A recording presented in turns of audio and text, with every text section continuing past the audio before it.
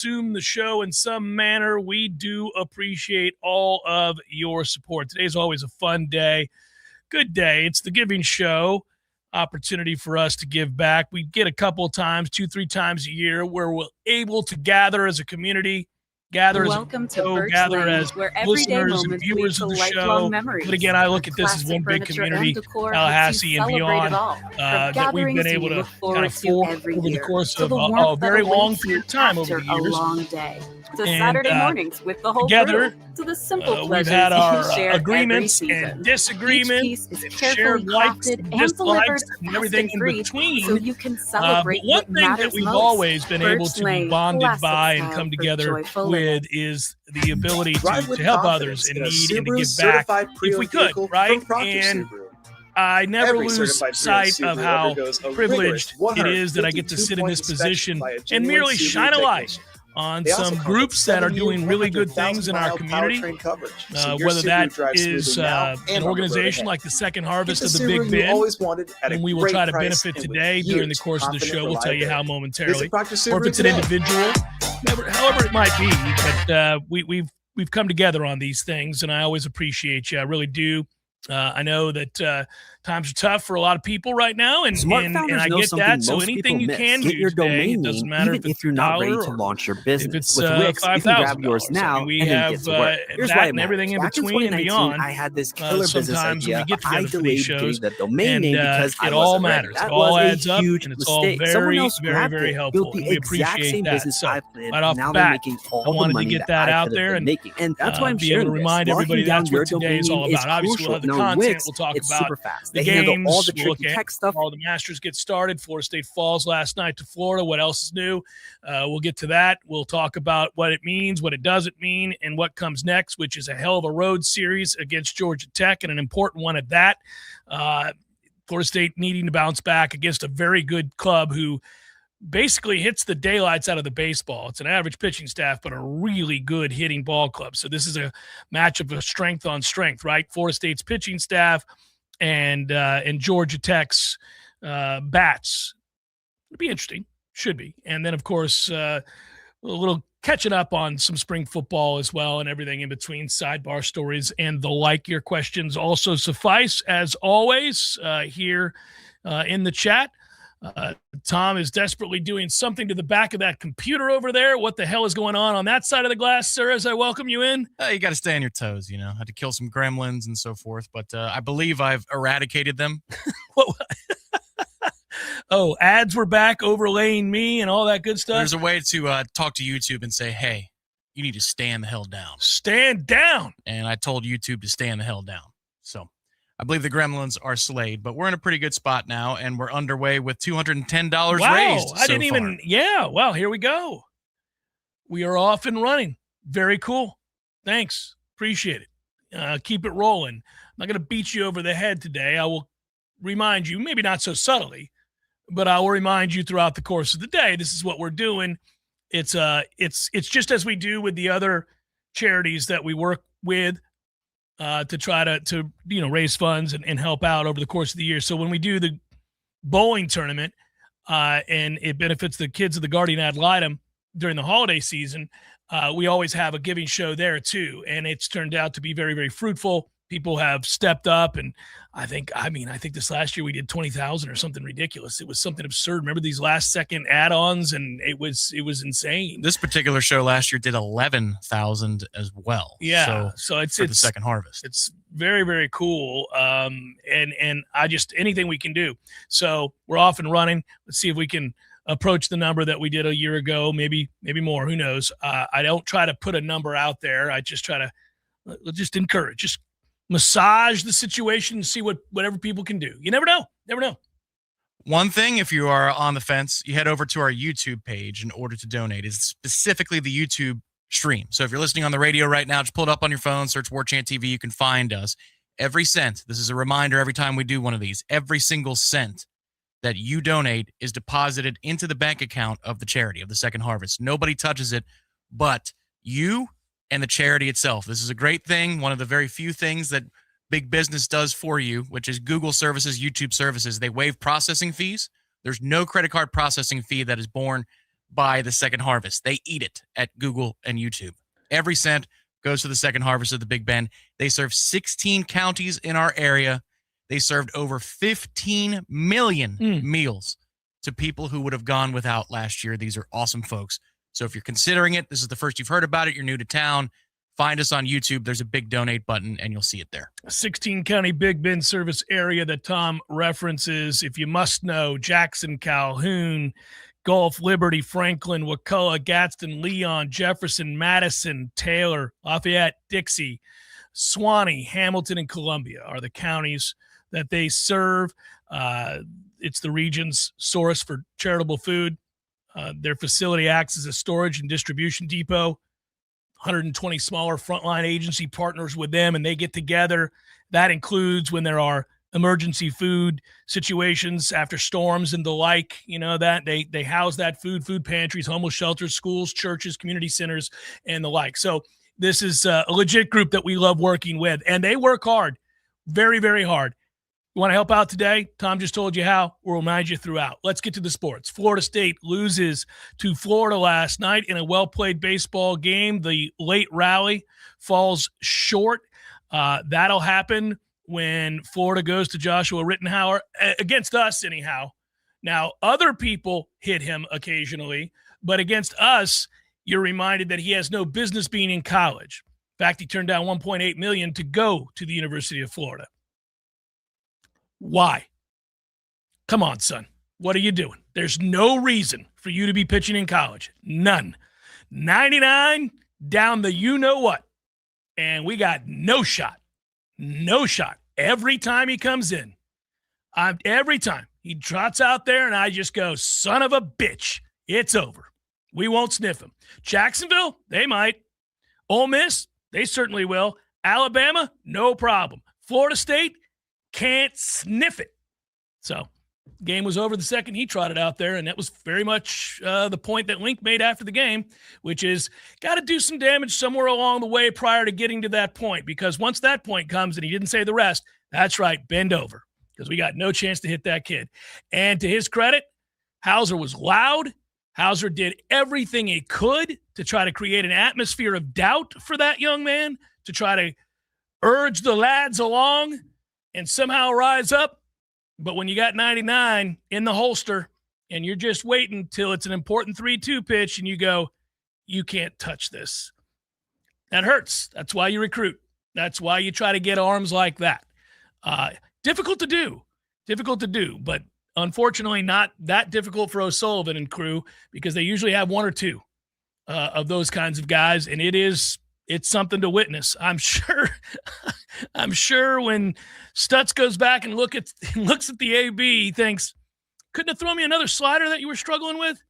Had to reach back and throw the fastball on 3-2 there after the delay? Well, yeah, man, and you kind of had to know it was coming. He didn't swing till it was in the glove. Not me picking on a kid. That's the reality of how good the stuff is. But he didn't swing till it was in the glove. That kind of made me chuckle even. I was like, that ball's in the mitt when you got your bat going. That's a toughie.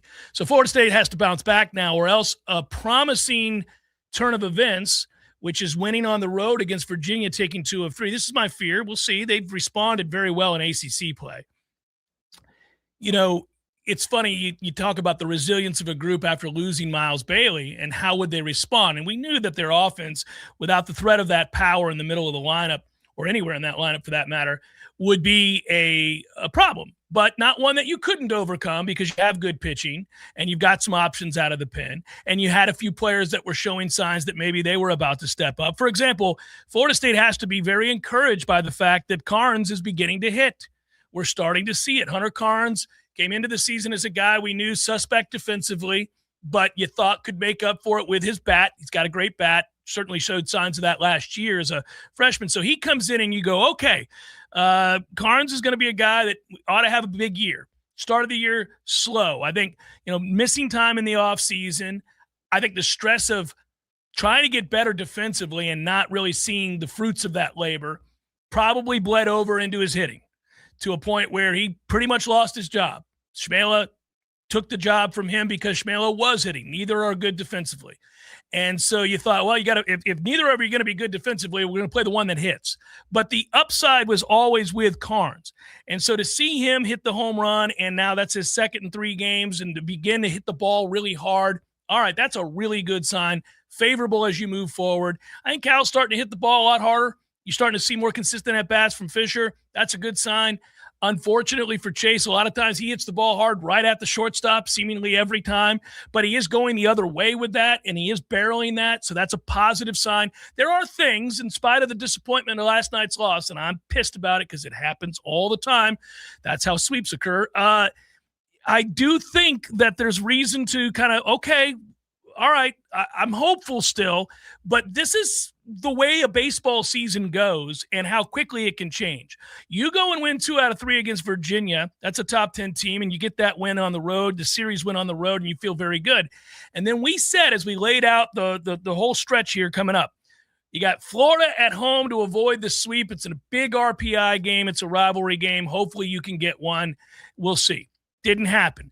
You knew on the horizon was the more important series against Georgia Tech, who you're in a dogfight with atop the ACC, a team that is also a high RPI team and a team that really hits the baseball extremely well, and you're on the road. So you say to yourself, all right, well, can you put together a 2-2 week? When you lose the first of a 4-game stretch against really good teams, now you're up against it. I think for Florida State to stay on track and to have a chance to host and to continue to be in the conversation, potentially as a top 8 national seed or certainly top 16, and to play games at Hauser, your best path to Omaha is obviously to play a lot of games at Hauser. You've got to find a way to win a game against Georgia Tech. Obviously, we would take more. Hell, I'd love a sweep, pie in the sky, all those things. But you got to win one, because you go from being described as resilient and tough and the season's not over. See, Jeff, they just took 2 of 3 against Virginia. You lose to Florida and get swept by Georgia Tech, we're having a very different conversation. The narrative shifts dramatically. Not saying that's going to happen. They may go win the series, but it is a tall task against a good hitting team. It is strength on strength. Florida State's pitching staff is very good. Georgia Tech's offense, arguably the best in the nation. So there you go. Well, I was a betting man yesterday. I said I think we're going to lose to Florida, and then we're looking at 2 out of 3 over Georgia Tech. But even if you were to lose that series to Georgia Tech this weekend, I don't think it's a referendum. I think it's the ebbs and flows of a baseball season. So far, you've been perfect in ACC play in weekend series. You swept 1, and then you took 2 out of 3 in the other 3.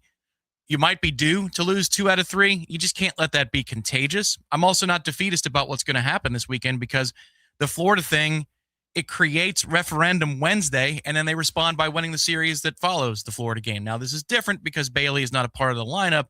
However, I think you're right to point to much more competitive at-bats, trending right with a couple of those guys in the middle of the order that you were looking at preseason, even Chase turning in better at-bats. I mean, I thought actually he was the most competitive at-bat down the stretch against their closer, the one that was hit to left field that just hung up a little bit too long. His swing, I think, matched up also very nicely with the slider that kid was throwing. Not many people can. It's 94. Yeah. 94. I mean, that's Major League Baseball closer stuff. He has no business being in college. I mean, but kudos to them. But we've been here far too often on referendum Wednesday, quote unquote. I'm saying that in air quotes, after the Florida game, and then they just go handle business on the weekend. Like, I'm not terribly worried. I think that they've improved over Florida week after week. I was a little concerned before first pitch last night that we'd be here saying, does Florida just have them domed up? I don't think so. I think they played a better game last night. And you saw some things that you liked out of that pitching staff as well. Stokes, again, looks impressive. That was a good outing for Stokes. That's the best he's looked. I mean, Eccles wasn't bad either, too. And he hasn't gotten a whole lot of time out there. I thought Eccles was fine. He was fine. Whitehead's good. You know, Purcell came in a high leverage situation. You didn't want to burn Abraham, obviously, because you're playing on a Thursday night. But again, you're managing this differently. You're not going for broke in the way that you're managing the Tuesday games. So you kind of just have to let the chips fall where they may. And once again, from Link, I think you got that energy in the postgame where, guys, this is fun. It's novel. You got the band out here, energetic atmosphere, no matter where we play. But the fish to fry are on the weekend. I think that's the way we treat it. And so, unfortunately, while it's frustrating to get swept by the rival, we've been here before, and we just tend to handle business on the weekend in ACC play. Yeah, I can look at it both ways. I understand that logically it's much more important that you take the series or that you win a lot of ACC series as opposed to the random Tuesday games against Florida. I also think that it's not nothing to consistently lose to your arch rival whom you have to compete against in recruiting. I don't think it's not nothing to lose to your rival seemingly every time you play them because they are a high RPI team and it would bolster your resume. Florida, I went and looked. Their resume was bolstered quite nicely by that road win against Florida State last night. I don't like aiding their endeavor to supplant us in the RPI. We didn't fall because of who we played, but just I tell you right now, you can go up and lose 2 out of 3 to Georgia Tech and you're not going to fall. I mean, you're going to stay right where you are in the RPI. Don't get swept, but you'll stay right there. But I do think ultimately it would behoove you at some point to win one of these games against Florida or to win a series against Florida instead of routinely getting your head kicked in. If you're not going to treat it as a big deal, just leave the band at home. No reason. We don't need to get all crazy. If they don't care enough, just go ahead and go through the motions then and just don't worry about it. I mean, I'd like to see them rise to the occasion and care as much as everybody else seems to care. That's the frustrating part. Everybody else who beats Florida seems to make hay in those middle and early innings, but us. And I that part of it does lead me to believe they're domed. That does, because High Point didn't have a problem, Alabama didn't have a problem, Ole Miss didn't have a problem, UAB didn't have a problem. I mean, damn it, man. That's true. They only have however many losses this year, though. I mean, they've got 9 losses. They're a good team. Yeah. They're a good team. Unfortunately, I think this is when you relegate something to mid-tier status in terms of the midweek, this is what comes with it. I'd rather beat them too. I would have said, and I said it yesterday, because they're 7th in the RPI entering first pitch last night. It's the most valuable game of the week if you're just looking at impressing the committee and setting your standard for a top 8 national seed, top 16 national seed. But there's a glass ceiling put on this game in terms of the way that it's managed both ways. And also matchup-wise, Florida's a better Tuesday team than we are. There you go. You could just say it. They're better on Tuesdays because they have more arms that they trust, that they like to deploy on a Tuesday than we do. It's not a great matchup. The way that they recruit better suits to victories on Tuesday. Kevin O'Sullivan's career bears that out. They've all been midweeks outside of the random time we see them in the postseason. They're just better on Tuesdays than we are. It's unfortunate. Yeah, it's a little too dismissive for my taste. They're better than us is what they are. And that sucks. That really bothers me to no end. And, obviously you got to compete against them. So at some point it would be nice. Now, again, it's not as if Link hasn't. I mean, we had the big win in Jacksonville, got to him in the late innings. You had the famed home run that cycle grand slam. Grand slam, which was incredible. It's not like they have never beaten Florida. I don't want to make that the indicator. I'm not trying to, for the people in the chat, I'm not saying that. But ESPN was very quick to point out the number of series victories that O'Sullivan has over Florida State, and buddy, does he?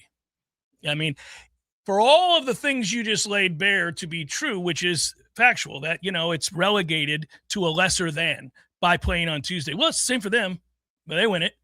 If it's going to be relegated to a lesser tier, it'd be cool to win it every now and again. It's a one-off baseball. It's a one-off baseball game. I mean, that is the most, just because something came up and they're better than we are. I'm not saying that they're not. But just because you're at a roulette wheel and you're playing red-black and it's black 6 times in a row doesn't mean that there's a better chance that Red's never coming up. Buddy. Red's never coming. We just continue to play these one-offs, and you're guarding against being too dismissive of it. I'm guarding against reading too much into it. I think the truth is somewhere in the middle. It just, what we both agree on is we hate when the blue and orange beats the garnet and the gold. And it happens everywhere. And you got to be used to it. But the fatigue also comes from hoops. It comes from football. It comes from everywhere. 100%. Yeah. That's, as a Knoll talking to a Knoll, buddy, they, beat our ass in football. We played great down there in Gainesville in basketball. That was a minor miracle. And then you get swept in baseball. Yeah, at some point, I get it. I think fans are fed up, get frustrated. You are tasked with competing against them directly for players. Like that, just thinking solely about recruiting, not even the emotions, which is easy. I get fired up, but you got to compete against them for people, for players that make the difference in these games. And it's a hell of a selling point to go, well, Florida State, we beat them in everything. What are you worried about? Well, not soccer. You don't know. Okay, you got us. It's Jeff Cameron Show, 93.3 Real Talk Radio, Warchant TV. Marie Maddox. I'm a combat veteran and a former JAG. I've fought for our country, and now I fight to get you your back wages. If your boss has ever shorted your paycheck or withheld your overtime, you need to call me now. 850-383-4800. 850-383-4800. Or find us online at maddoxlaw.com. Offices in Tallahassee. This time of year, we enjoy spending time outdoors in this beautiful North Florida climate until the mosquito attack begins. Falls Termite and Pest Control can help you take your yard back. We have an affordable program to help keep mosquitoes away, and our program even helps with other pests like ticks. Mosquitoes are a nuisance to you, and by carrying diseases such as heartworms, they can be harmful to your pets. Learn more about how Paws can help protect you, your family, and your pets from mosquitoes. For the elimination of termites, pests like mosquitoes, and a greener lawn too, call Paws. We'll get them all. Do you want to take your yard back by having a green and pest-free lawn? At Paws, we understand the unique needs of your North Florida lawn, which is why we developed a program to address those concerns. Our treatment program includes inspection, treatment, and education on best practices for optimized results while remaining environmentally conscious. An added benefit is that our lawn treatment is flea suppression, so having a greener lawn can help protect your pets too. For a greener lawn and the elimination of fleas too, call Paws. We'll get them all. Hey, it's me, your car. That crack on your windshield, yeah, it's not a good look. People are starting to stare. Don't let your car be embarrassed. Call Seminole Auto Glass for fast, professional auto glass replacement. We'll fix chips, cracks, and your shattered pride. Please, for both of us. Call 850-539-4527 or visit SeminoleAutoGlass.com today. Seminole Auto Glass, saving cars and their egos. One windshield at a time. Better call Seminole. T-Spark Enterprises, roofing and construction services. T-Spark, T-SparkConstruction.com. We conquer all peaks, we fix those darn leaks. Call 850-766-134. T-Spark Enterprises, roofing and construction services. T-Spark, T-SparkConstruction.com. License number CCC 1331204. Barry knows cool, he's keeping you comfortable. Barry knows cool, you can put him to the test. Barry knows heating and air conditioning, keeping you comfortable. Here's what Barry does best. No matter how busy life gets, your home is the place where your family and friends show you they care and celebrate with you. That's why the professionals at Barano Heating and Air Conditioning always make sure your home is comfortable. Just like those who matter to you most, Barano will always be there for you. This is Tyler from Barano Heating and Air. Now you can schedule an appointment, purchase or renew your service agreement, or pay your bill from your mobile device. Any day, anytime, anywhere. When you turn to the experts at Carrier and Barano Heating and Air, online at baranoac.com. Florida license number CAC 1816186. Barry knows heating and air conditioning. From the championship stage to coaching change and everything in between, Warchant.com remains your home for the best FSU football coverage in the business. Brutally honest columns and features, market-leading multimedia presence across video and podcast, the largest FSU fan community with a staff that combines for over 100 years of experience covering the Noles. When change comes, Warchant.com is your home for analysis from every angle.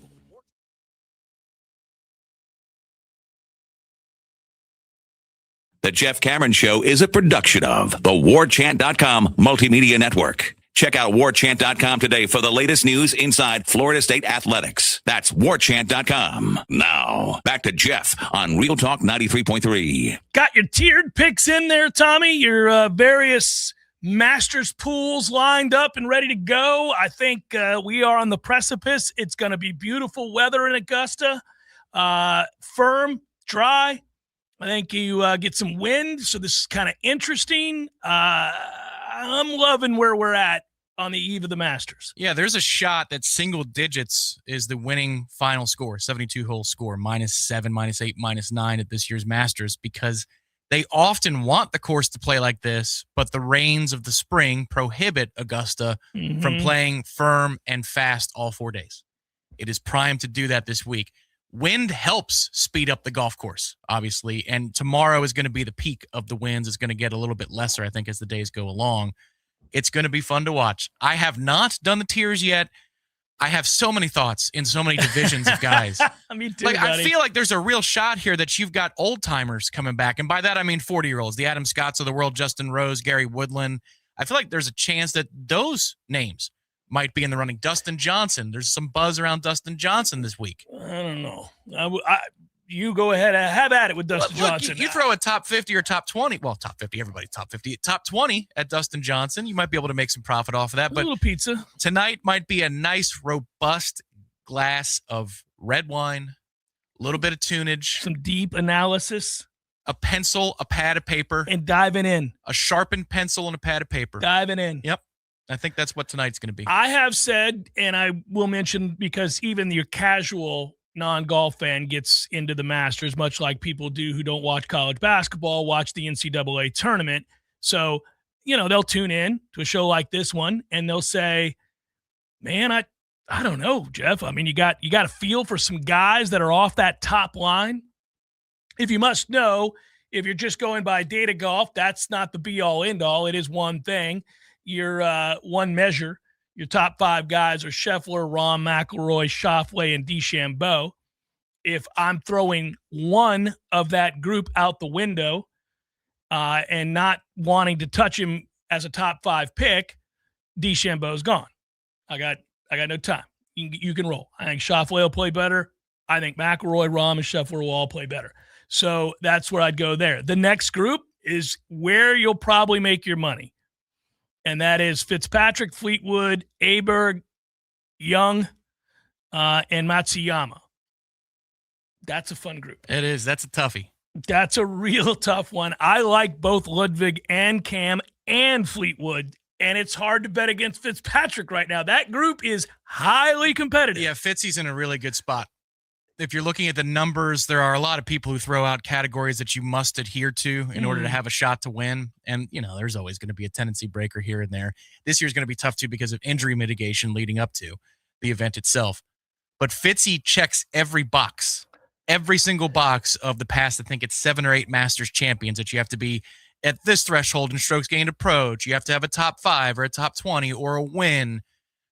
Fitzpatrick looks pretty good there. Matsuyama, though he is a past champion, is not in the best form of that group. In fact, if you're just going chalk, he's probably the first one you oust from Tier 2. Tier 2, I do oust Matsuyama there. A name that everybody loves and who I've been on for a couple of years just because of how prodigious he is off the tee. That doesn't always mean anything here. Guys who aren't great hitters or for distance have won here many times. Patrick Reed is not great off the tee, but he is impeccable around the greens.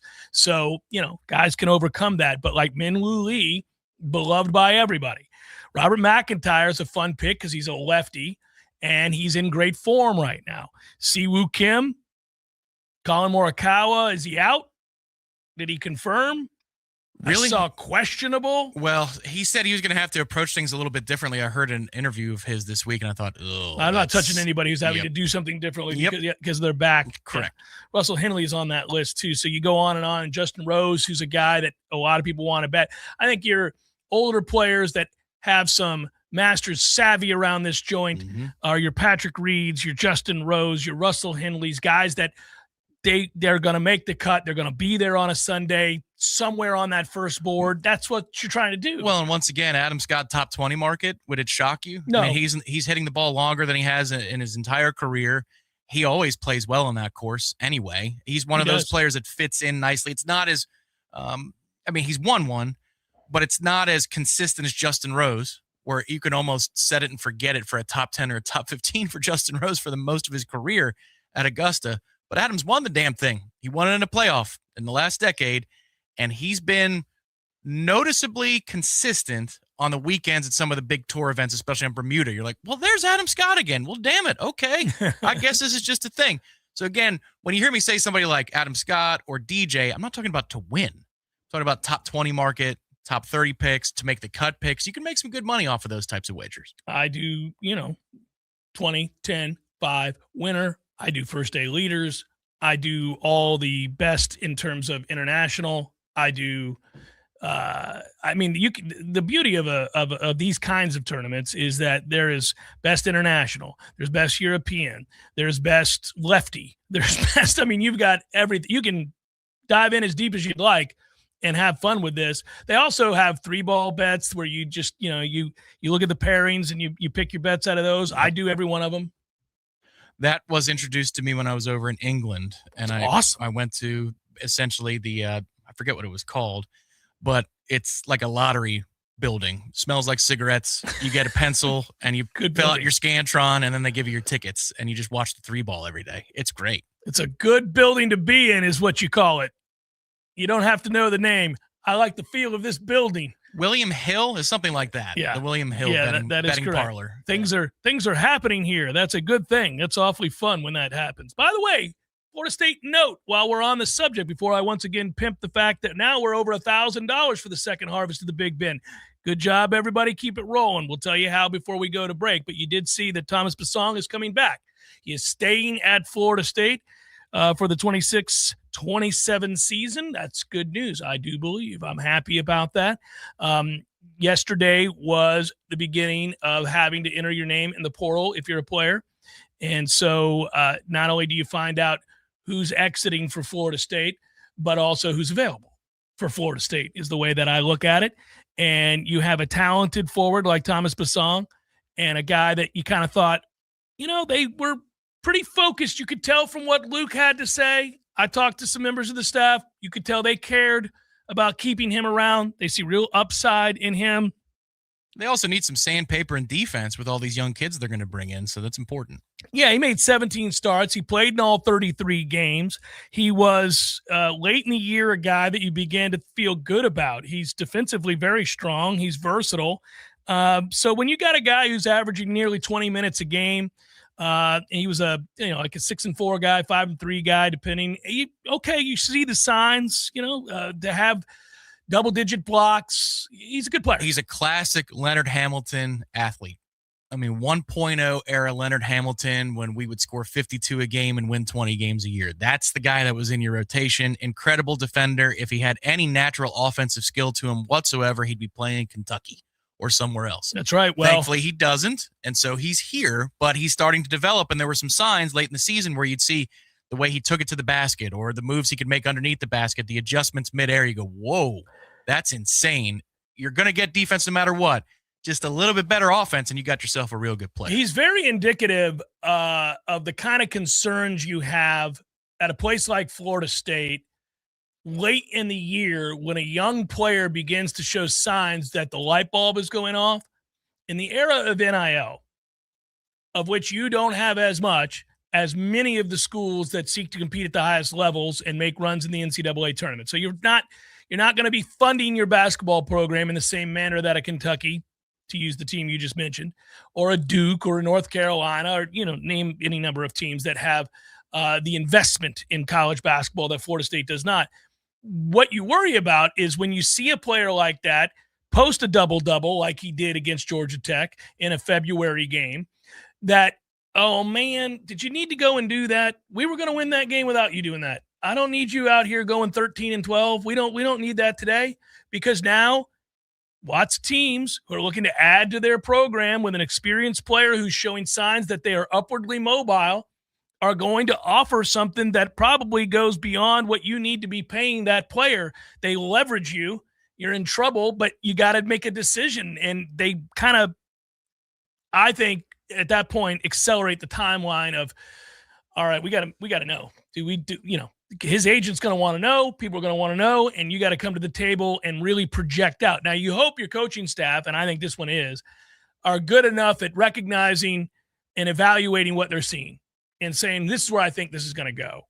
Let's try to get out in front of this and make a competitive offer to his agent and make sure that we don't get blindsided, that he gets some huge offer from Houston to go and be a role player when we need him to be a real player for us. One of the best things you can do in any negotiation is to be transparent. And Luke is not afraid of transparency. No. And it's just so refreshing because it creates a level of trust and honesty at the negotiating table. It's where you can walk away from each other not have a deal, but not hate each other's guts. There's a way to do this. There's a way to handle this with professionalism. And so far, it seems like the reputation has been nothing but. Luke has been a professional in all these negotiations. So some of the guys that might have left Florida State, I don't think they hate Luke's guts. They think they were sold a bill of goods. They're just communicating to that player, you can get more money somewhere else. And you know what? I don't blame you for it. Here's what we can do here. We do value you. We can give you this many minutes. We can guarantee you this much opportunity. But I can understand that if there's an extra $150K out there for you, that's hard to turn down. You tell me what you want to do. Here's the deadline. Let's move forward.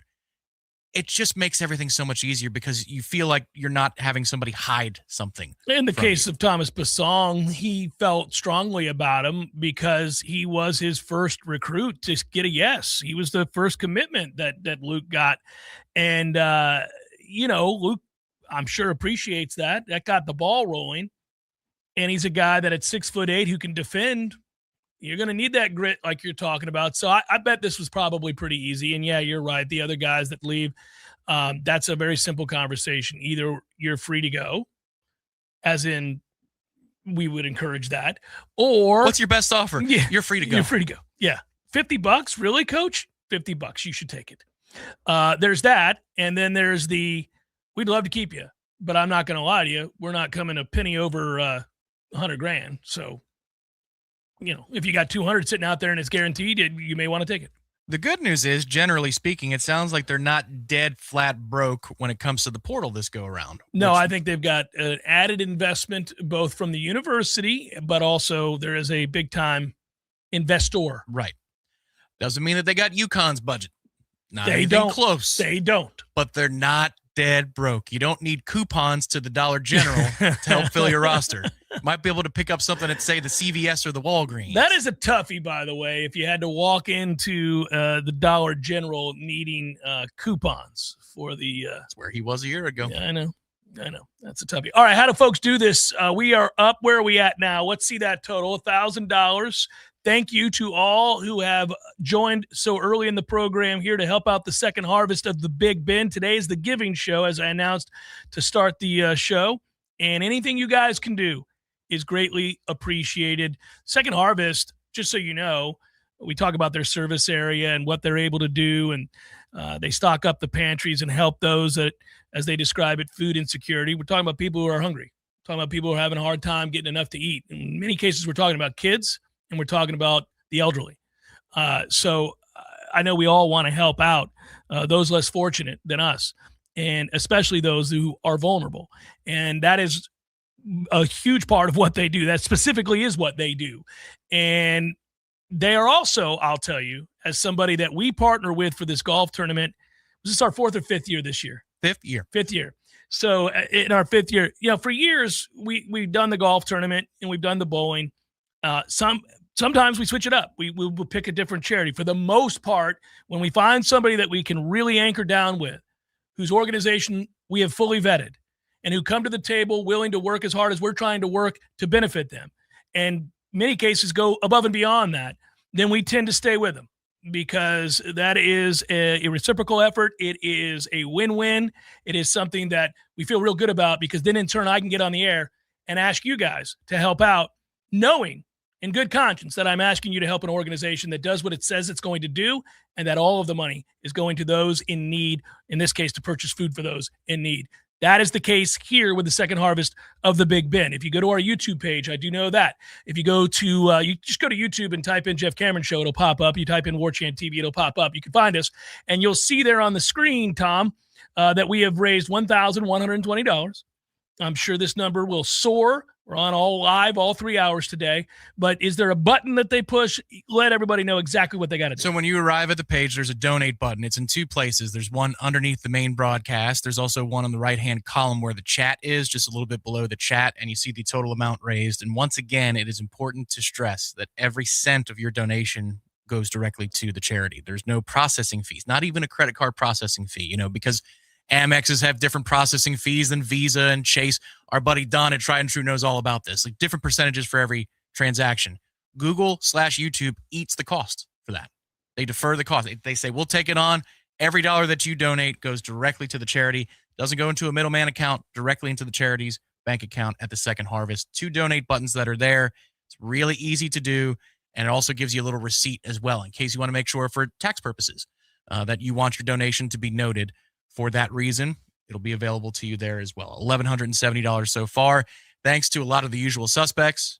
James B., Spartan Knoll, Troy Knoll, Nathaniel Hornblower, which is a really great name, Swiss Irish, Tony Greco, so many more. Every dollar, no matter how small, no matter if it's $500 like we've had already in from James B., does not matter. Maybe 10,000. We've had a couple of 4-figure donations. I don't think we've ever had a 5-figure donation. I think we might fall out of our chairs if there was ever a 5-figure donation. I'm willing to fall out of my chair. In 2025, Second Harvest distributed over 18.9 million pounds of nutritious food to people who needed it. That Good is food. Doing some work. Over 8 million pounds of produce alone. Kick ass. That's awesome. So anyhow, contribute if you can. Jeff Cameron Show, 93.3 Real Talk Radio, Warchant TV.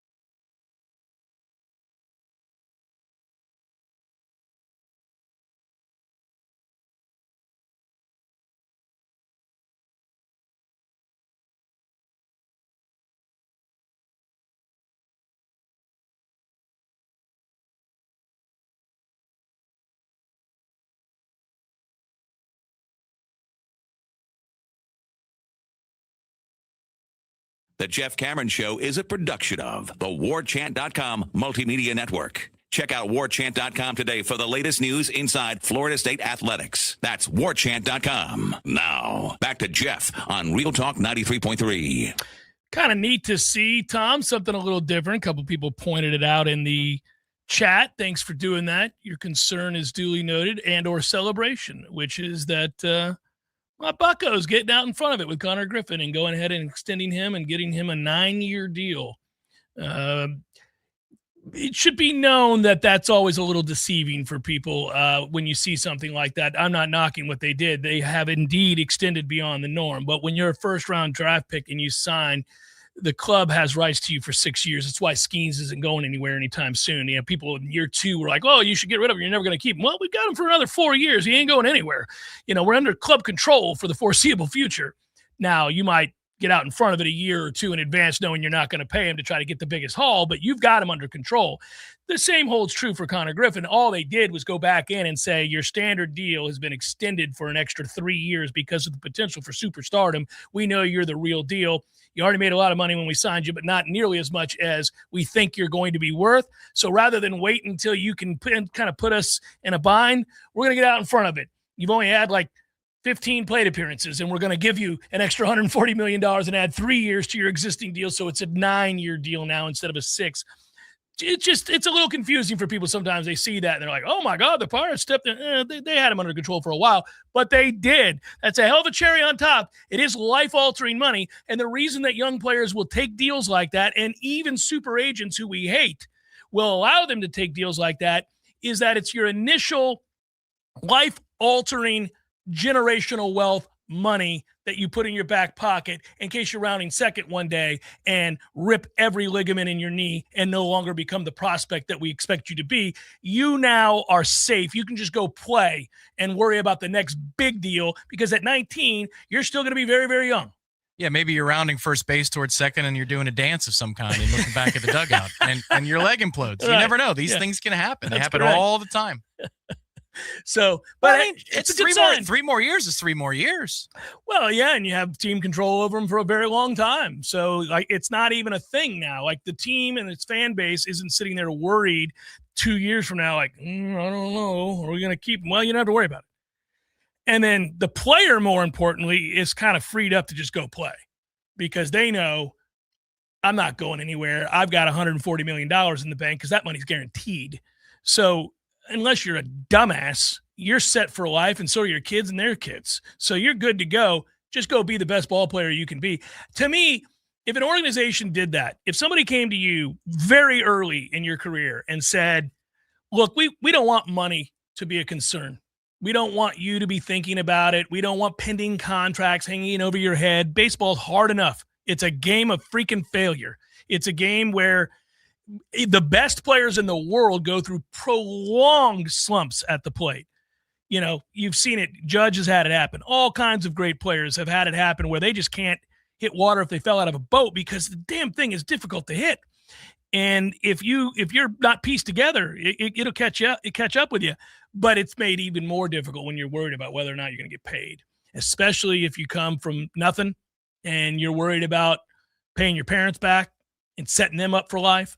A lot of players from the Dominican and so forth will have a situation where they came from not a lot. Well, they owe somebody and a third they owe party. somebody who went and plucked them out of there. So yeah, man, you getting that off your back. True story. I brought this up one time. I don't think he'd mind me saying this. I mean, it's common sense, so I don't mind sharing it. I talked to Jimbo one time about money. Of all things, one of our conversations off the record, where we were just talking, shooting the breeze. And we're talking about contracts. And he's like, look, when you get to a certain level and you're getting paid, you have a contract worth 40 or 50 or 60 or $100 million, you're set. You're set. But more than anything, what it does, if you think of it the right way, it allows you to pour yourself into your job, your family and your job, but your job, because there is no concern whatsoever ever again about whether or not you can pay your mortgage, you can buy a new car because this one's on the fritz, you can send your kids to college, you can buy the nice birthday present. You don't have to worry about anything like that. So really, you ought to just work your ass off. You ought to just pour yourself into the job that has allowed for that financial freedom and freedom from stress, right? You ought to just go all in. And I always think about that. Like, if a team came to me and said, you're never going to worry about money again, it's not that I wouldn't have already been working my ass off, because I'm trying to strive and be the best that I can be, but that would be a hell of a weight to come off your shoulders. Be fun. I think sure it would. Yes, really absolutely. Fun. Really fun, Tom. We've got a multimedia network that we want to make sure that you don't worry about. We'll set you up here. Enjoy this 10-year guaranteed deal. Okay, well. Go do your thing. I think I am going to edit the tags on every video. That seems tedious, but not anymore. Not anymore. It comes with its own challenges, I imagine, though, of, okay, now you've been chasing this thing. I'd like to find those challenges and tackle them. I would, too. Well, you've been chasing the car your whole life. Now you caught it. All right. Now we're chasing records. And that's where you got to find a guy like we got one who's on the IL right now in New York. Juan Soto is just guaranteed, if he doesn't want to opt out, $765 million. I know for a fact he wants every record he can get. He's petty that way. Good. That's the guy you want to give all the money in the world to. You're bringing up a good point because it has to do with the interviews that they're doing with potential draft picks right now in the NFL. This is what happens. Like, I'm about to hand this guy life-altering money for his family, and his family's family, and everybody else close to him. If I give this guy $70 million, is he going to show up to work and really give a damn? And that's the whole psychological test. That's where you go dig into their backgrounds. Teams got to know. Are you going to continue to work? I would think Maui Noah from Miami will. The tackle from Alabama, not so sure. You're not so sure. He couldn't be asked to be in shape for spring. It's a good point. Hour number 2, forthcoming. Stay with Jeff Cameron Show, 93.3 Real Talk Radio, Warchant TV. Spas is your one-stop destination for all pool maintenance needs, offering everything you need from chemicals, cleaners, vacuums, nets, and more. But that's not all.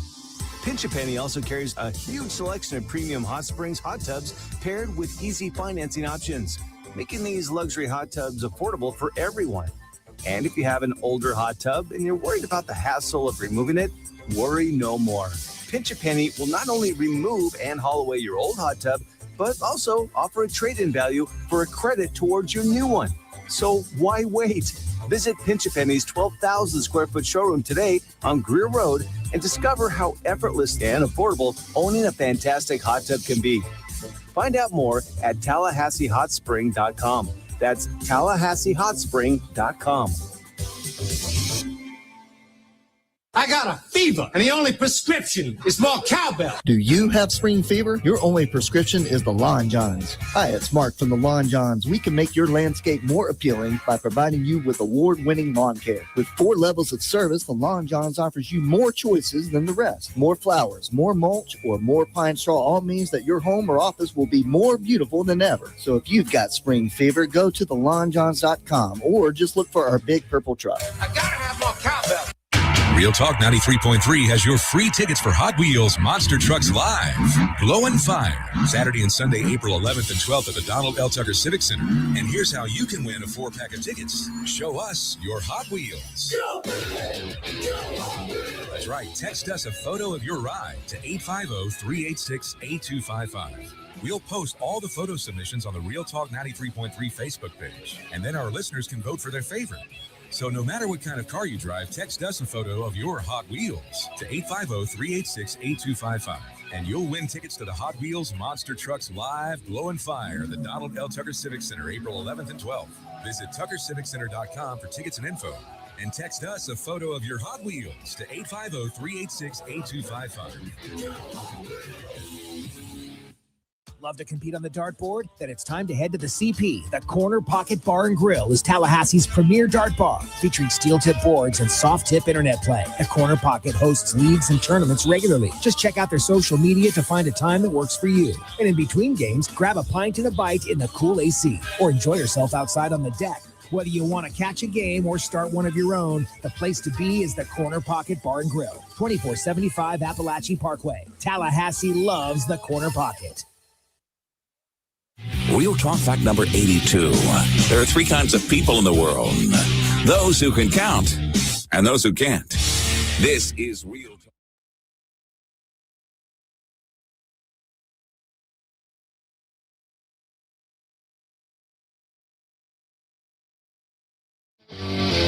Your Sports Flash update on Real Talk 93.3 in Tallahassee. Baseball, the Tampa Bay Rays lose to the Chicago Cubs yesterday. Final score 9-3. They were without scheduled starter Drew Rasmussen as his wife went into labor with the couple's second child before first pitch. Mason England got the start instead, allowing 4 runs on 7 hits in 3 2/3 innings. The series does continue today. Joe Boyle on the mound. The right-hander has no record and a 3.18 ERA.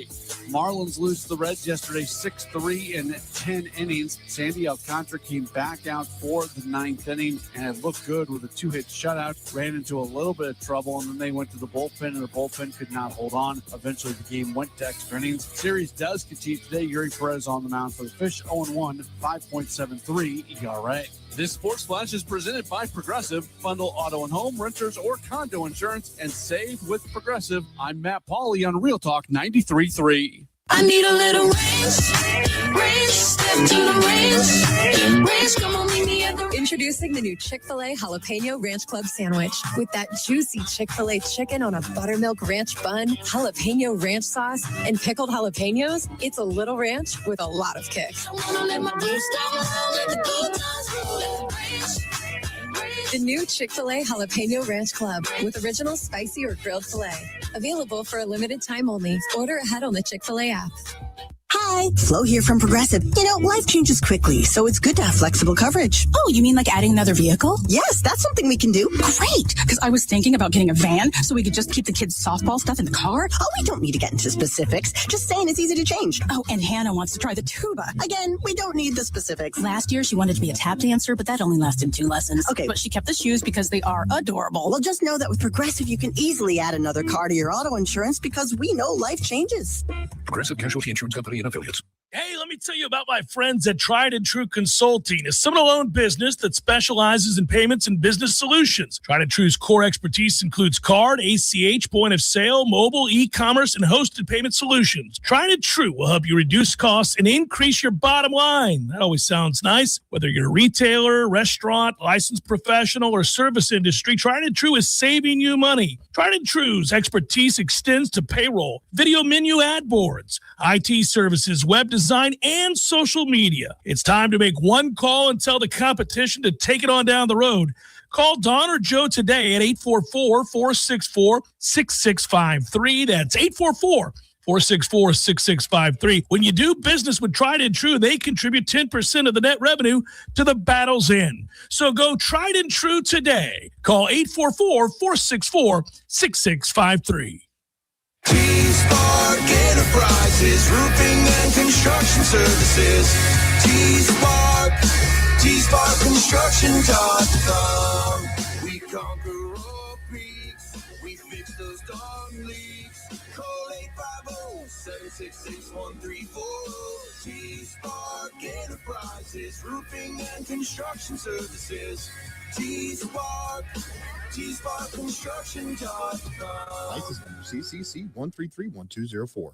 Pay-per-view fights can ring up big bills, especially since in the Octagon, there is one every few weeks. That's why the 7th Hill Tap Room right downstairs from Corner Pocket Bar and Grill carries every single fight. Plus, unlike most pay-per-view bars, there's no cover charge. And drink specials, too, like $3 select domestic beers and more. And if you enjoy international soccer, 7th Hill opens early. $2 mimosas on Sundays, anyone? The 7th Hill...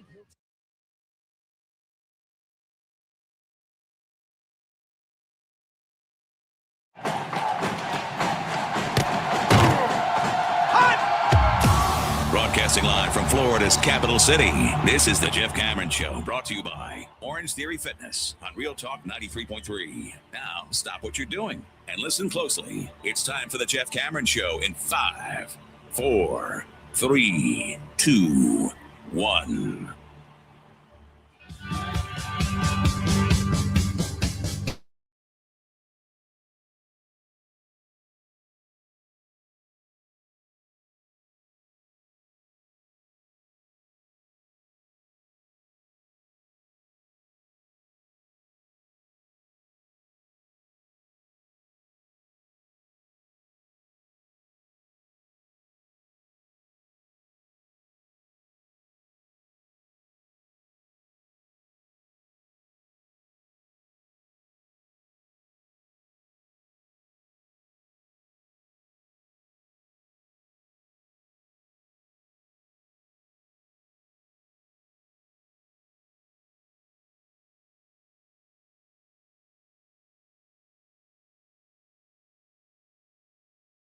Talked about it at length to open the show, mentioning, of course, this week the Masters getting underway tomorrow. Should have great weather for it. Look forward to it. Talked a little pro baseball there a moment ago. and some Florida State basketball as the portal is open, and we'll see who they begin to bring in. We are just a couple of weeks away now from the NFL draft, Tom, and I could taste the tall, cold beers. I'm thinking a lot about the NFL draft and the maneuvering that is said to be brewing, because our Bucks may be involved in a trade. They're looking closely at probably having to come up if you want to get one of those ends, because they're going to be gone by the time sending our head draft. coach somewhere? No, I don't think so. But I'm hearing an awful lot about if you sit in the spot where Tampa's drafted, was that 16th? 15 or 16. Yeah, something. I don't imagine you're gonna get one of the guys. So if that's where you're hell bent on going, you may need to move up. And I would think Kansas City and the Miami Dolphins, somewhere around 10 or 11, might be interested in talking to you a little bit there. So we'll see. That's something that's possible. All teams beginning to exercise a little bit of, let's throw caution to the wind here and get started. Let's start talking about it. By the way, not that you would be doing this, not that you would or anybody else would at this time of year, but it's fun to do just because he cares deeply. If you're paying attention to Mr. Harbaugh, who's now the head coach with the Giants, already there are reports that the players there in New York are being awakened to how much he cares about football, how much he cares that you attend voluntary workouts and that you be a part of what they're doing and what practices are going to look like. So much so that one of their better players has already asked for a trade. So that's a good sign if you're a Giants fan, I would think, but also an indicator that his love and passion for football has not waned. It's not just evident in the preseason, Tom, where you can weigh large sums of money on any Harbaugh coach team to win said preseason game, but also in his approach on a daily basis. Anyhow, NFL on the mind. It'd be interesting to see. Has me looking through the glass at East Rutherford for the first time in my life. Otherwise, I never would. And I say, damn. You're upset that they care? I'm upset that they care, that I'm hearing about churn, that I'm hearing about resetting of culture. We put that on layaway for a year in Tampa. That'll be the storyline next year. As the coach comes in, fire, brimstone, reset. I would love that energy right now. Saturdays, we don't have it. Sundays, we don't have it. All right, 2026. Let's see what you got. Are you telling me you think Florida State University football is without pizzazz, without passion, without focus, without energy, without care about the upcoming college football season, sir? What I'm being honest about is I'm hearing about a quarterback battle, and it doesn't move the needle one bit. A quarterback battle at Florida State should be something that evokes massive amounts of passion. And yet, you don't feel the passion. You don't feel the energy. You don't feel all of that brimming from down below into the cockles. It's a personal feeling. Maybe people don't share it, but I'm just saying it's in all caps, nonplussed. Nonplussed. Now, we get out there tomorrow. I will be on the offensive side of the practice field for the viewing period when I can go film some stuff. We're going to have a lot of AV, multimedia stuff available at Warchant TV. Looking forward to that. Sights and sounds of practice, even if it is kind of the early periods, is better than nothing. But man, you would think, by definition, a legitimate quarterback battle, which we have not had in some time here because it was predetermined through NIL or seniority who was going to be the quarterback since Milton versus Travis, you would think that would put a little pep in your step. And I tried, man. I watched those pressers yesterday. I went, okay. All right. We're going to have to wait and see. So I think by definition, there is zero that can come out of a spring football practice report for a team who has gone back-to-back seasons without winning. That's the definition of a losing season. That's without winning. You're not winning. You're losing more football games than you're winning. That's us. You don't win a single road game. There is nothing that coach or any coach could say that I think would move the needle for this fan base. I don't, if Mike stood up there and said, we've yet to have quarterback play that looks this impressive in a spring, not even with Jordan Travis making the transformation from sort of also ran utility player to legitimate quarterback. Have I seen anybody play this well? This is, guys, I'm here to tell you, I know you can't see practice. It's unbelievable the way these guys have hit the ground running. This competition is legit, and one of these two gentlemen are going to lead the way for Florida State to have an upper echelon quarterback in this conference. He could say all those things, not that he would, and nobody would believe it. on the heels of back-to-back losing seasons. It does suck. I get it. You're doing the big picture thing that I always fall into the trap of doing, which is we start talking about the possibility of winning 8 games being a far cry better than winning 5 or 2. And I go, yeah, so what, man? 8 wins in Tallahassee ain't it. That's not the standard.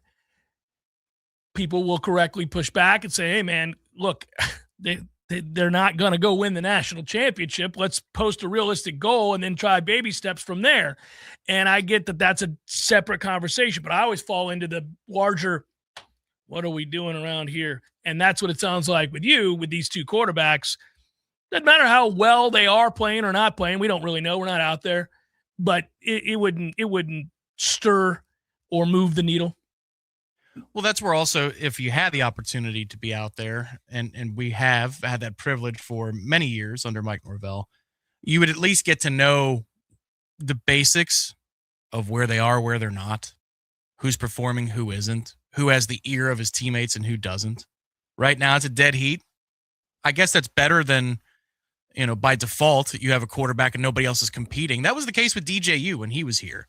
I remember week 2, week 3 that season, people saying, well, why don't we go to Cromanhawk? Why don't we go to Brock Glen? It really wasn't close in practice, unfortunately. DJ was the best quarterback that they had day in and day out. At least you got a couple of guys vying for it. But it's just, it's difficult. Well, somebody has to. Somebody's got to do it. That's the energy. I mean, it's just being stripped down. You do have a roster. There are 3 or 4 quarterbacks fighting for a job too, realistically. And if he was bragging about it left and right, you'd say, yeah, kind of like that first team All-American left tackle that we had a couple years ago. I mean, there's no credibility. So it's tough. I get what you're saying, though. All jokes aside, it is frustrating to be in a situation where it's a football desert. They're depriving us too. They're choosing to deprive. So that stinks. And I'm not talking about the media. I'm just talking about connecting to the fans. Yeah, I think the larger conversation that is, which is fascinating to me, is that they made a decision. And that decision was to obviously, less, not more exposure to the product.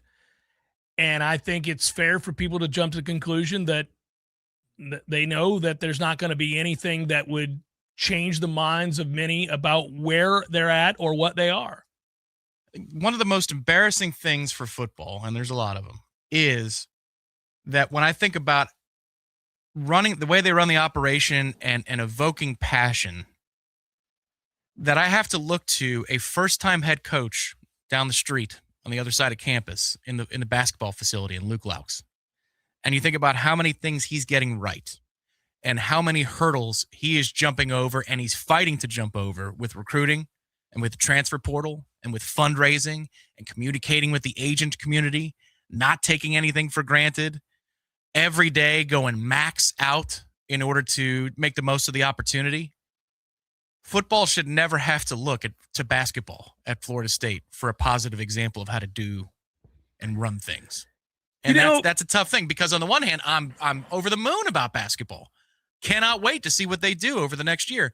But God almighty, that a first-time head coach is somebody that you're looking to and say, can you run your operation more like that guy? Because he seems to have it down, and he had no frame of reference before he walked in here. Not in college. You're speaking of how he interacts with the press and how the program is perceived, I suppose. But again, there's no baggage there either. There's a newness, but there was no baggage. Like, he hasn't failed yet.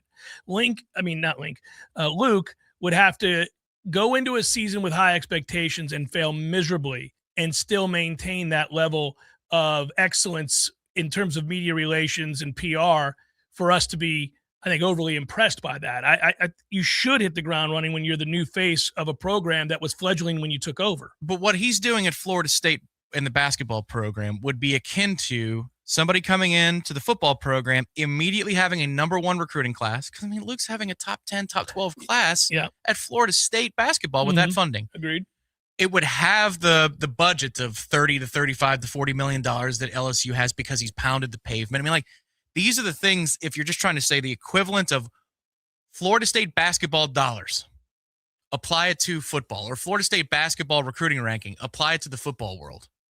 He is so overachieving what should be possible here with the constraints, that you see what's possible with somebody who has the gusto and the vigor. I'm going to argue. I'm with you. I think this is not all or the other. Mike had real juice for a while there. When they got to 10 wins and this thing was pointed upwards, and you think about fresh off of beating LSU and the way we began to feel about what was possible with Florida State football, they were coming out the other side. We knew he had inherited the mess on the heels of back-to-back bad situations, the end of Jimbo's time, obviously Willie's brief time, failure. So he comes in, he's confronted by circumstances that are absurd, and he has to deal with the lack of the new car smell that he can't garner because of COVID. And so we're thinking, man, it's going to take longer than it normally would have because he can't gain traction. But when he finally did, there was a real uptick in support, in donation, in belief. The energy around the program was, as you described, there was gusto. There was real enthusiasm, pizzazz. There was a lot. What's so devastating is that, unfortunately, he did the heavy lifting. He did the hard part and then promptly turned the corner and slid off the side of the road into the mountain. And once you do that and then you double down with a confounding failure that you really could not have noted after you beat Alabama was possible. So these are running kicks to the cojones, as we say. There's just no way to recapture that unless you win a bunch of football games, because people get amnesia quick if you win a lot. But he's going to have to win a lot, and I think that the lack of enthusiasm and the overall sort of lukewarm sentiment towards Florida State football at best is that they all know, this fan base, they're not stupid. He ain't going to win big. Not with this roster. Did he fail in the beginning, Mike? Of course not. No, he got us out of the hole, especially at 0-4, and there was another hole of his own making. It's just, I think the difference is Luke has such a passion for roster building from all facets and fundraising in a way that it facilitates a recruiting class that Mike hasn't even achieved with football. I mean, essentially, Luke's highest rated recruiting class is as high, if not higher, than Mike Norvell's highest rating recruiting class. Yeah, that part is frustrating. Now, come on. I mean, isn't that a slap in the face? COVID or not? I mean, who has the bigger hurdle? Mike Norvell, new car smell during COVID, or Luke Laux with no money whatsoever that you have to go fund yourself during his first year at head coach? I think they're comparable hurdles, being the head coach at Florida State basketball and then a COVID problem at Florida State. I'm not saying Mike did nothing. I was going to say the sentiment, though, towards the two are similar in that Mike was given that grace period. Luke is given a grace period, too, because he did more with a lot less. They didn't make the tournament. It's not like Luke took him, to the Sweet 16 in year one. No, they didn't make the tournament. But he also demonstrated that he's willing to adjust on the fly and listen to the people in the room and maybe change if he needs to, because winning matters more than your going ego down a certain road. Sure. Yeah. I agree. I think that, there's a lot to like about what Luke has done. We've celebrated that appropriately on the show.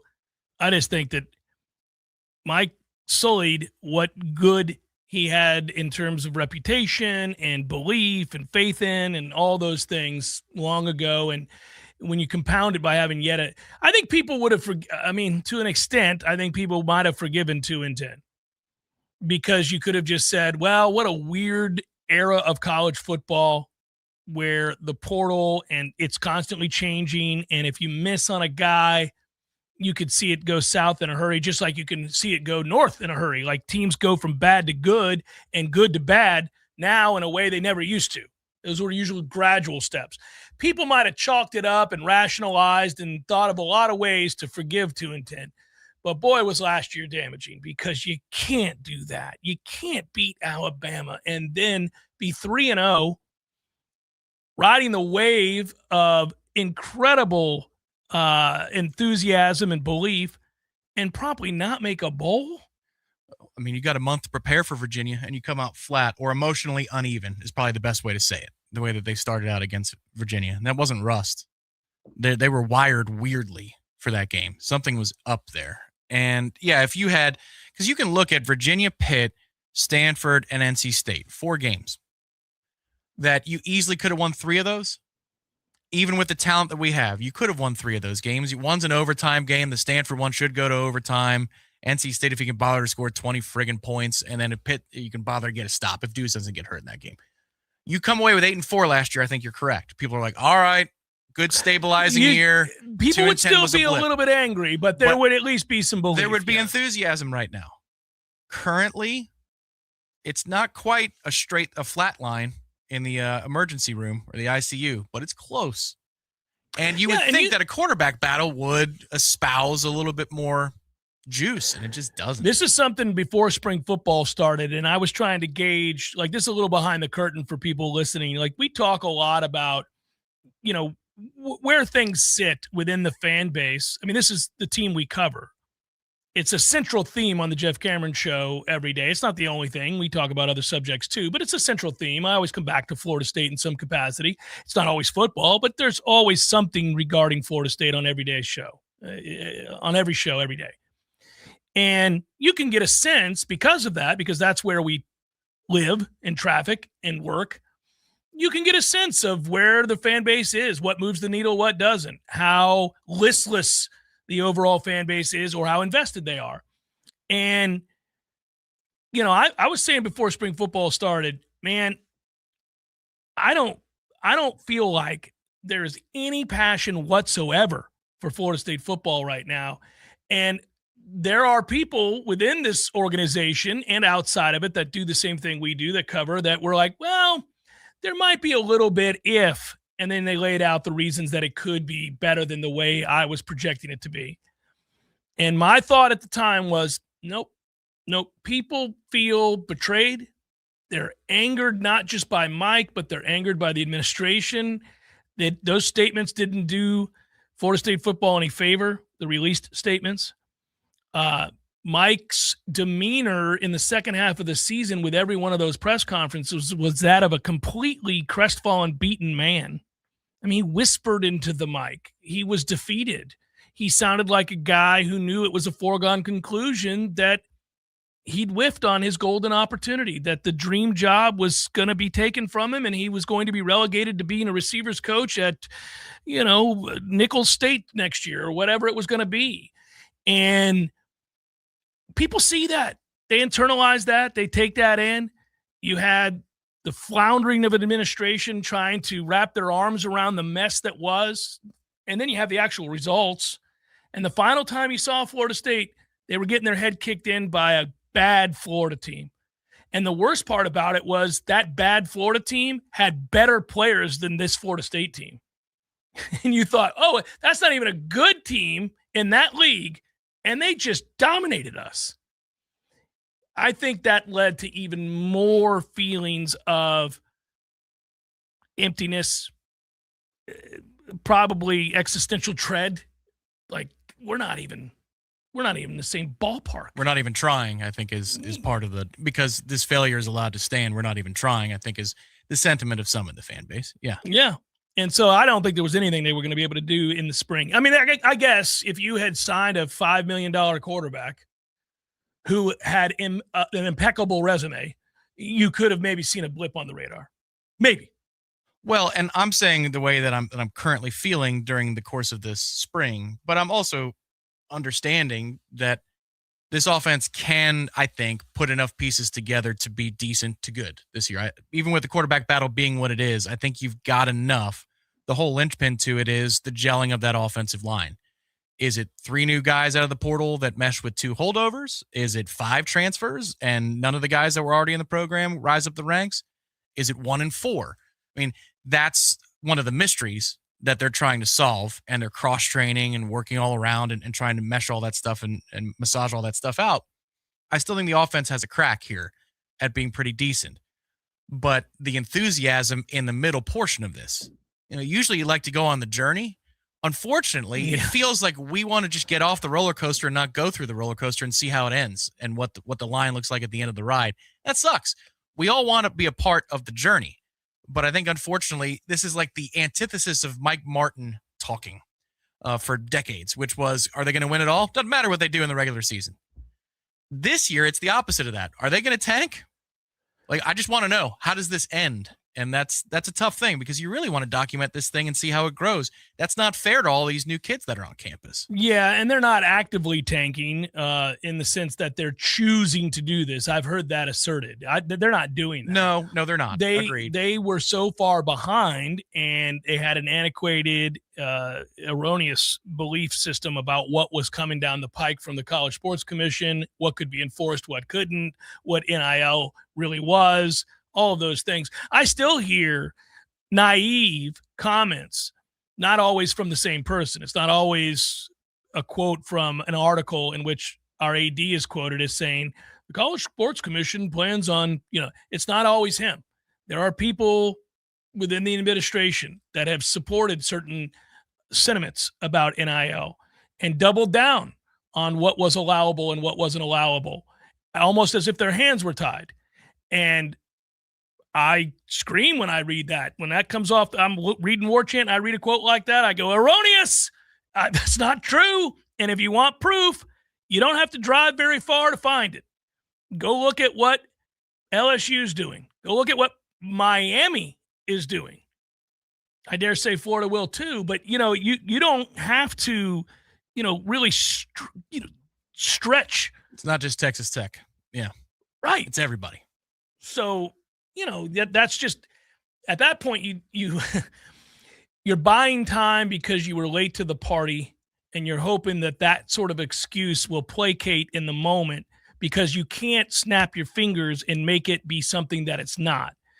But you hopefully have begun the process of looking at it through a much different lens and become very aggressive in your efforts to catch up.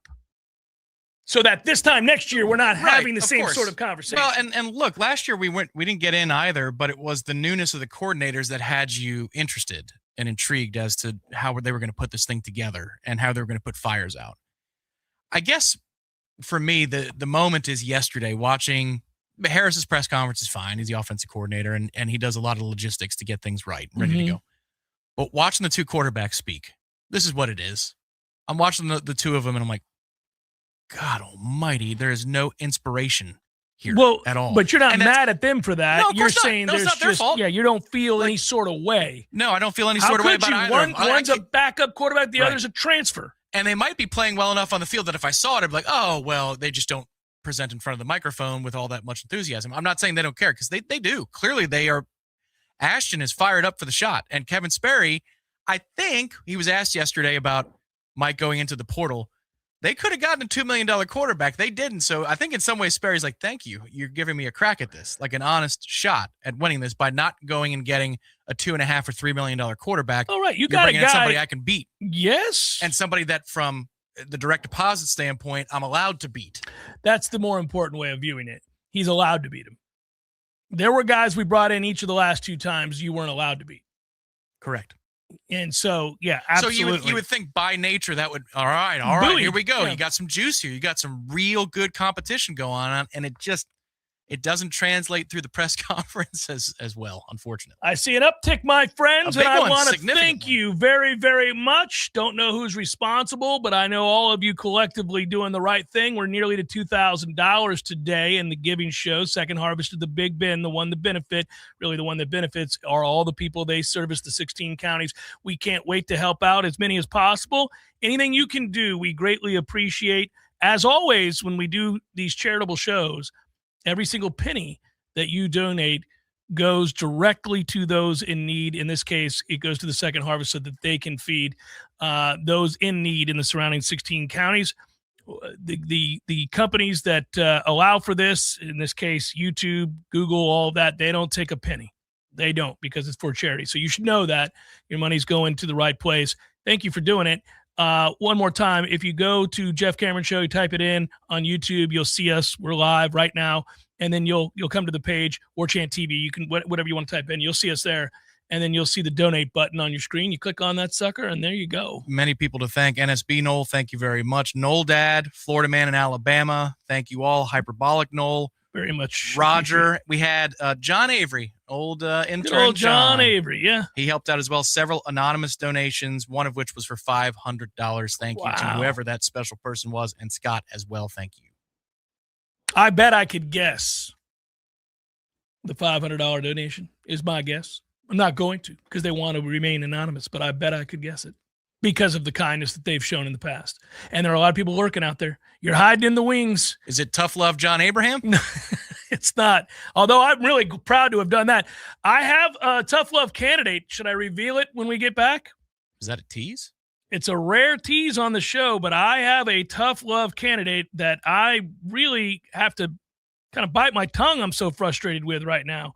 And I didn't bring him up in the opening segment because my passion was running hot at the time, and I thought I might overstep and say something I don't mean. But he deserves to be called out. I'm going to call him out next. Jeff Cameron Show, 93.3 Real Talk Radio, Warchant TV. It's Shannon Young with Cross Country Mortgage, proud sponsor of the Jeff Cameron Show. If you feel like the housing market is on a losing streak, I can help you find new momentum and respond. Waiting for mortgage rates to drop could actually cost you more in the long run. When rates fall, home prices and buyer competition go up. That's why I'm helping Knoll Nation to get pre-approved now. So when the perfect home hits the market, you're ready to score before the other team even lines up. Whether you're buying your first home or upgrading your dream home, I'll guide you through every step with passion and preparation. Let's get started today, and you can do that at loansforknolls.com. That's loansforknolls.com. You can reach me at 954-369-6171. That's 954-369-6171. I'm Shannon Young with Cross Country Mortgage, helping Knolls everywhere find their home field advantage. Hey, this is for my homeowner friends out there. You know who you are. When you get your grass cut, you're going to inspect the work, make sure it's good. Get your house painted, check around every corner and edge, make sure that's done right. Get a new roof, get to get eyes on those shimmery new shingles. Get your septic tank cleaned. Bet you're not popping your head down in there to take a look around. You got to trust it's done right. I'll make it easy. Go see my friend Greg Miller, Miller Septic. They're my guys. I trust them, and you can too. MillerSeptic.com. That's it. That's the commercial. That's the whole thing. Check them out. That's MillerSeptic.com. From the team behind Mac and More Systems comes IOWise, Tallahassee's trusted source for IT services. Protect your business with 24/7 cybersecurity, managed IT support, cloud storage solutions, network design, voice over IP phone systems, expert tech counseling, and more. Whether your business is growing fast or just getting started, IOWise keeps your systems running smoothly and securely. Local service, big solutions. Visit iowise.com today and work wiser with IOWise. It's where you raise your kids, where friends become family, where every corner has a story worth telling. It's your neighborhood. At ABC 27, we share those stories, bringing you news that connects communities, builds pride, and reminds us we're part of something bigger. We are ABC 27, in your neighborhood. Craving something different? Discover the bold and surprising flavors of Peru at Café de Martín. From sizzling lomo saltado to savory handmade empanadas, every dish is made with heart, history, and soul. Crafted by classically trained Chef Martín himself. It's not just food. It's a trip to Peru without the plane ticket. Swing by Café de Martín today and taste the tradition. Café de Martín. Authentic Peruvian. Right around the corner. I got a fever, and the only prescription is more cowbell. Do you have spring fever? Your only prescription is the Lawn Johns. Hi, it's Mark from the Lawn Johns. We can make your landscape more appealing by providing you with award-winning lawn care. With 4 levels of service, the Lawn Johns offers you more choices than the rest. More flowers, more mulch, or more pine straw all means that your home or office will be more beautiful than ever. So if you've got spring fever, go to thelawnjohns.com or just look for our big purple truck. I gotta have more cowbell. From the championship stage to coaching change and everything in between, Warchant.com remains your home for the best FSU football coverage in the business. Brutally honest columns and features, market-leading multimedia presence across video and podcast, the largest FSU fan community with a staff that combines for over 100 years of experience covering the Noles. When change comes, Warchant.com is your home for analysis from every angle. Warchant.com, your ultimate Seminole sports source.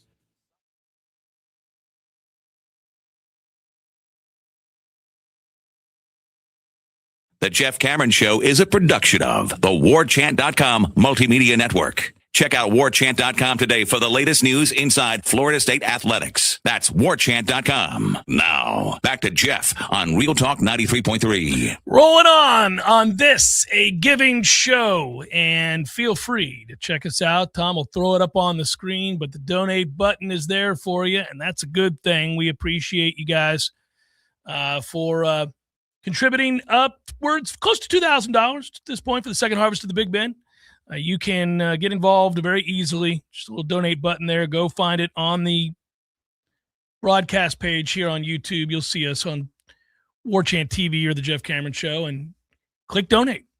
Any little bit absolutely helps us. Or it helps the second harvest of the Big Bend. It's not us per se. I got a new candidate. He may not care, but I really am going to need you to do better. Eli Putnam.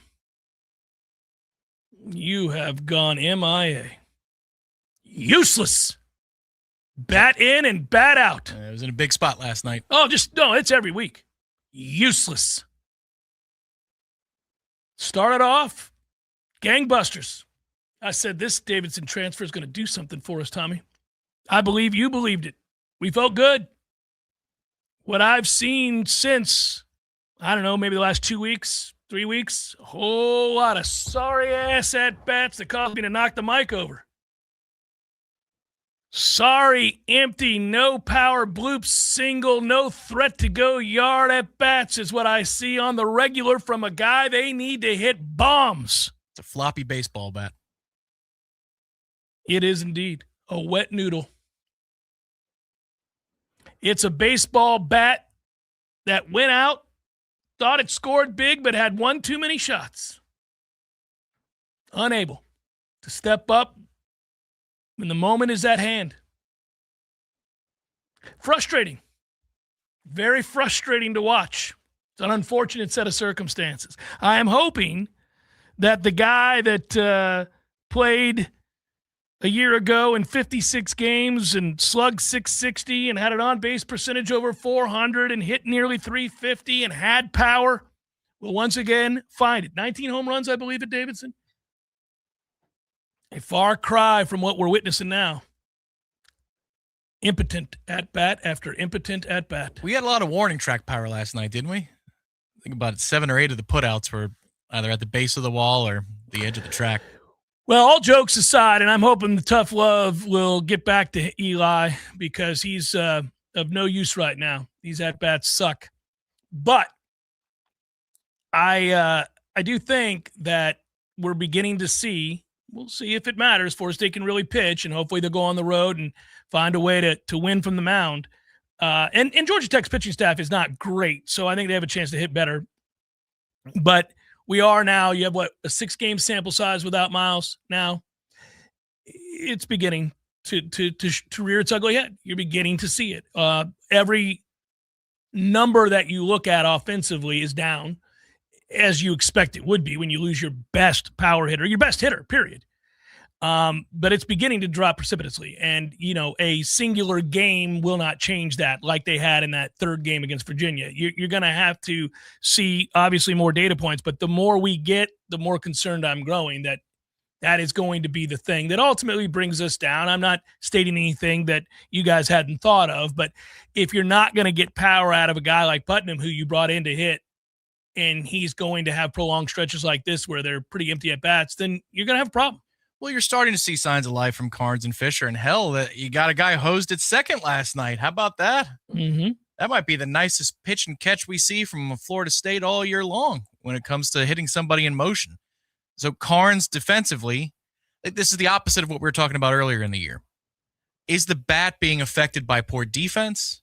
Cal Fisher at short, we brought that up as well. Does one phase of the game affect the other? That we saw Carnes last night not exactly field or get the exchange cleanly out of the pitch. It was a little low in the zone, but fired a second, hit a guy right where it needs to be. You gun down somebody at second base, which at Florida State in the last few years is a sight to see. Yeah. It's notable, and you remember it when you catch somebody trying to steal second base. That indicates to me that there's health between the ears and confidence in the chest, and you see it at the plate. So you need him to continue down the path that I he's think going. he will. I think he will.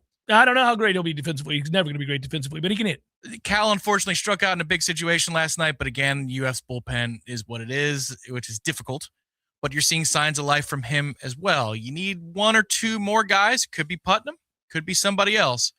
But there's enough signs of life that I think they might be able to handle this with the pitching that they have. Of course, the power numbers are going to come down. They are. There's nothing you could do. Miles Bailey was it. But they're not dead and buried just yet. You're seeing some signs of life, and I think it's because of the necessity.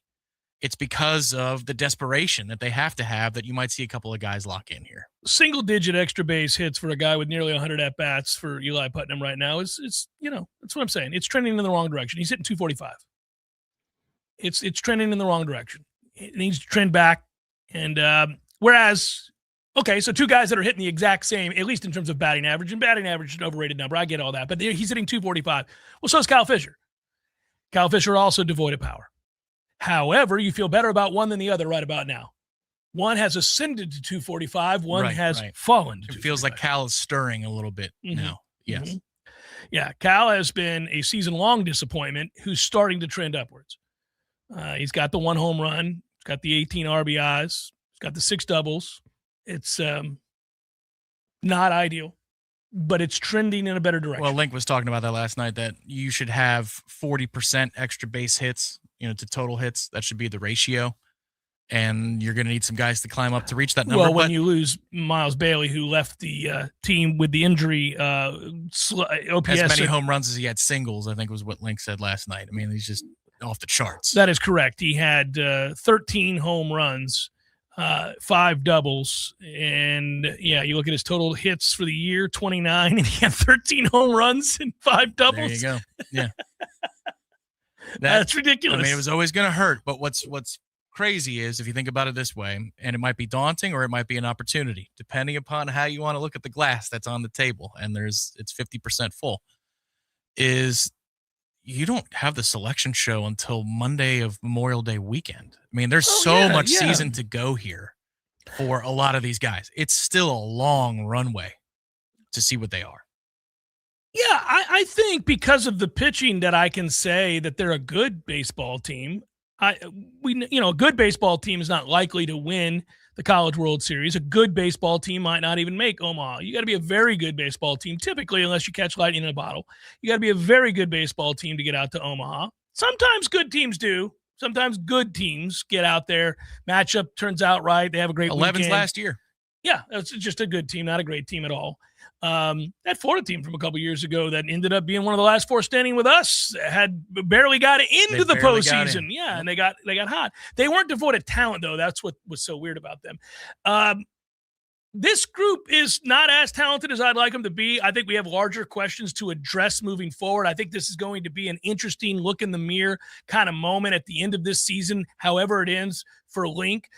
Link's stated goal is to win the national championship. He said that when he first got hired here as a head coach. And so to the end that you're working every single day, that has to be the prize. And you have to ask yourself, are we anywhere close based on the talent acquisition that we have? I trust him to develop players. He does that very well, especially infielders. He's a guy who can, look at what the work he did with Miles at first base. Look what he's done with other guys at all the positions within the infield. I believe in his approach to baseball. I believe in a lot of aspects of what he does. But I do think he has to wonder now. I'm not going to impugn everybody here, but this is not a collection of all, world beaters that we have. This is not the team from 2 years ago that was loaded up and down the roster with power for days. This is not that. They seem to be waning in some areas there, and that is disconcerting. I think in the offseason, we had this discussion that given the resources they had, they decided to target more arms. They and fewer whiffed on bats. bats and then turned their attention to arms is a better way of saying it. Okay, fair. Either way, doesn't it look like that right now? Well, I because mean- if you put this pitching staff top to bottom with the team that they had 2 years ago in offensively, Yes. you would have the prohibitive favorite. They kind of were one of the 2 or 3 prohibitive favorites anyway with how they hit the baseball. But that team was light on pitching. You kind of had to navigate a 3 or 4 game set in a certain way with that group. They from 2 also years ago. suffered from some injuries with that pitching because they had some arms that. But I think even this group, let's just say that the 2 years ago with Leiter or last year with Leiter, same thing, and Bennett and some of the others, that you had full health for those 2 seasons. I think this group is still deeper. They might not have a Friday night guy that is like a Jamie Arnold or like Leiter was projected to be, or even like Vellini was for much of the year last year. But you can throw a half dozen, 7 guys at the problem on a given weekend series right now. I think Cooper White continues to look good. I know Purcell's ERA is high. I'm still fine. I'm confident enough with him. Eccles, I think, again, looked good last night. Stokes is now improved in his 2 appearances against Florida. Yeah, he's getting better. Yeah, I think he got screwed last night on a 100 on the black. 100 on the black is right. It was an 0-2 pitch against the lefty. I forget what inning that was, the 7th inning. I think he got screwed on that call. You get out of that inning, that's clean. It looks a little bit different in the end. But, I mean, we're approaching now 8 guys, 9 guys that they like, that they can trust in a given weekend. That is real depth. So I think they've gotten better there. But the hitting, the depth of hitting, the defensive excellence, I mean, it's a big step back this year, even if Miles was healthy. And I'll give you an example of what I mean. I'll be very specific. You're about to play Georgia Tech, Tom. They have a second baseman that is a beast and hits atop their order. Jaron, Advincula, I think is how you say his name. He's one of the better hitters. He's a transfer from Cal. We had him on campus. He was here visiting. We were in competition. It was us and Georgia Tech. And we didn't get him. And this was a guy, first team, all Pac-12, second team, all A's. This is a stud. And you don't get him because you didn't pony up the money and he went to Georgia Tech. You got outbid by Georgia Tech. Come on, man. You got to do better. That can't happen. That kid's a stud. And that's one example. There are others. That's when I say they missed with the bats, so they had to turn their attention to the pitching.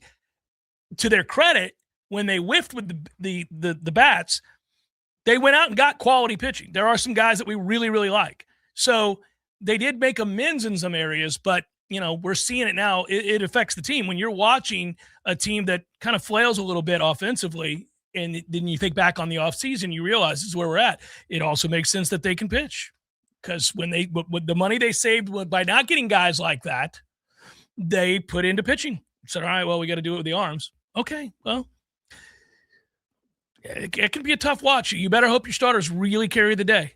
Not that you don't have bullpen arms, but you know what I mean. Like that pairing that they have with Abraham now really works. And then a kid or two breaks through at the end. Like a Putnam breaks through again. Has you know how last year with Bailey, you had plateau, exponential growth. Plateau, exponential growth. You're going to need a push from somebody like that. I don't know if it's Bavaro or if Sheffield breaks through again. Yeah. The funny thing was last night before they come up, I felt like Chase Williams had a much better chance against their closer than Sheffield I did too, because of the way the slider worked into him, and he could swing on. He's hitting the ball hard all of a sudden. Chase is. He has 2 at bats a game where he's hitting the ball hard, even with that swing, which is ridiculous. But if he's going to start lining the baseball, those will find a hole sooner or later. Right now, they happen to seemingly go straight to the shortstop. But and the percentage chance, if he's on base with under 2 outs, the percentage chance you score a run in that situation is huge. It's outsized. It's not normal because of how fast he is. Nearly over $2,000. Let's try to get there here in the waning moments of hour number 2 as we raise money for our friends at the second harvest of the Big Ben. If you are watching us, you hit the donate button. Whatever you can give, we appreciate greatly. Please help if you can. The Giving Show on the heels of what we did just last week for the golf tournament. We combo that sucker. We give the money directly to the second harvest of the Big Ben, who then takes that money and purchases the food for those who are in need, dire need in many cases. Those people are, again, often children and or the elderly, 16 different counties, including Leon County. Please help if you can. It's Jeff Cameron Show, 93.3 Real Talk Radio, Warchant TV.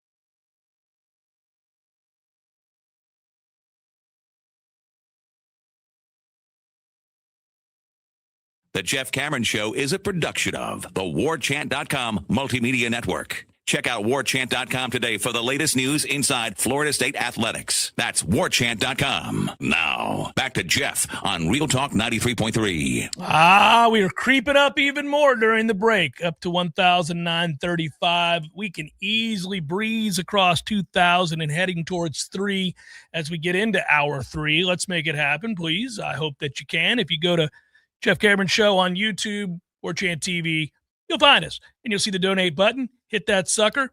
Just click, I want to donate $10,000. And just like that, it happens. The magic shaboopy of the internet, and we all celebrate together. Most importantly, those who are in dire need are aided by such gifts. So if you can, I kid, but not really.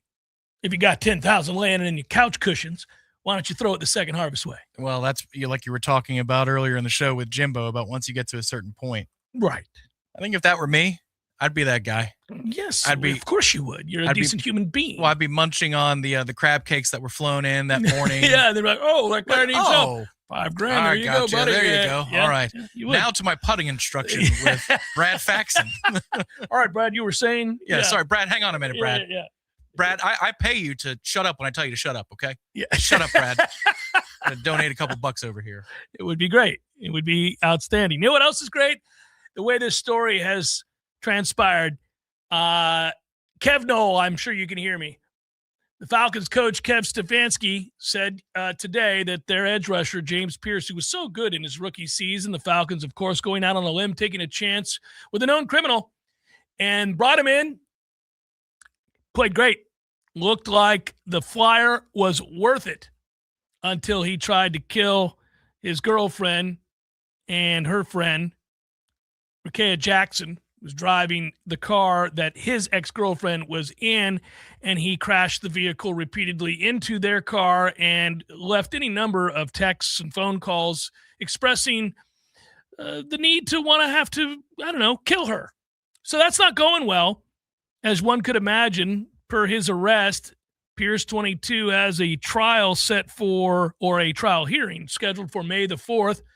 A dating violence hearing is what they'll call it here. A protective order is what some call it as well. The Falcons have not commented on the situation other than to say he's not going to be at camp. Not going to make it, Tom. And the state noted that they are going to go ahead and charge him with 3 separate felonies, all of which carry with them prison time. So we shall see if the once emerging superstar off the edge, the remedy for what ailed the Falcons for the better part of 15 years, not being able to get to the passer, whether he'll ever play again, we'll see. So his hearing is on Star Wars Day, huh? All right, May the 4th. The force of the law will be strong against him. I did like that Stefanski, when pressed on it, said, well, we've been in constant communication with his representatives. Why? Okay. Like his agent or his defense attorney? I think it's probably his agent, but I don't know. The best part was, so Falcons safety Jesse Bates said that he spoke to Pierce, and I'm sure the Falcons would have liked Jesse Bates to keep that to himself, because he was then asked, well, what did you say? And he said, well, we're just letting him know he's not alone during these very difficult times. Oh, no. Jesse. You stupid a-hole. Final hour forthcoming. Stay with.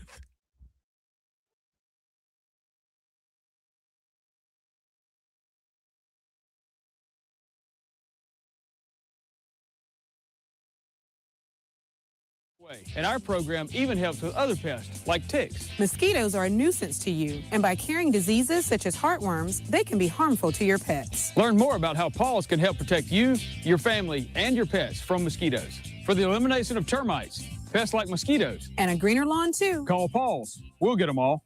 Do you want to take your yard back by having a green and pest-free lawn? At Paul's, we understand the unique needs of your North Florida lawn, which is why we developed a program to address those concerns. Our treatment program includes inspection, treatment, and education on best practices for optimized results for remaining environmentally conscious. An added benefit is that our lawn treatment is flea suppression, so having a greener lawn can help protect your pets too. For a greener lawn and the elimination of fleas too, call Paul's. We'll get them all. You probably already know that Pinch a Penny Pools and Spas is your one-stop destination for all pool maintenance needs, offering everything you need from chemicals, cleaners, vacuums, nets, and more. But that's not all.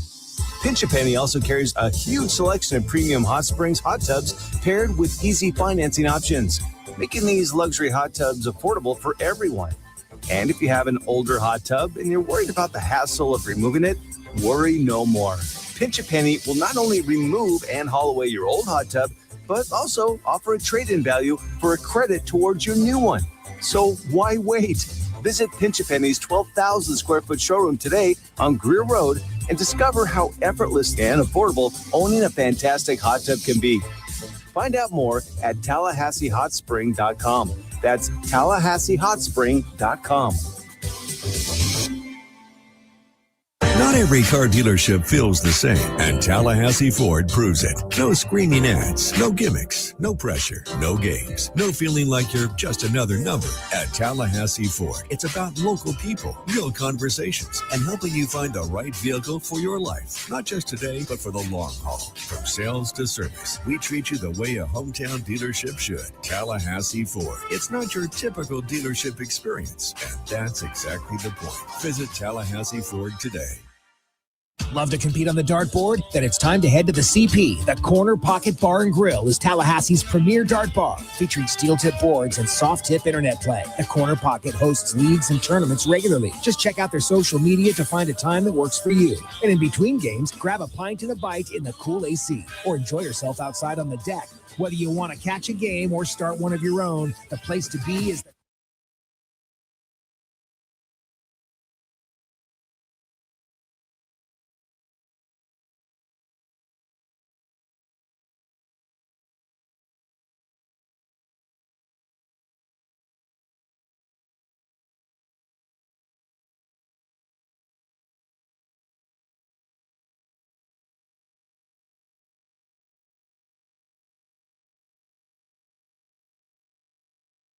All the latest odds from Vegas. The Masters at Augusta National will tee off on Thursday. Scotty Scheffler, the plus 490 favorite. John Rahm plus 910. Rory McIlroy plus 1075. And Bryson DeChambeau plus 1175. Prop bet on the board. Hole in one. It's a yes-no prop bet. Yes, the favorite minus 162. Full coverage of the Masters at VSIN.com.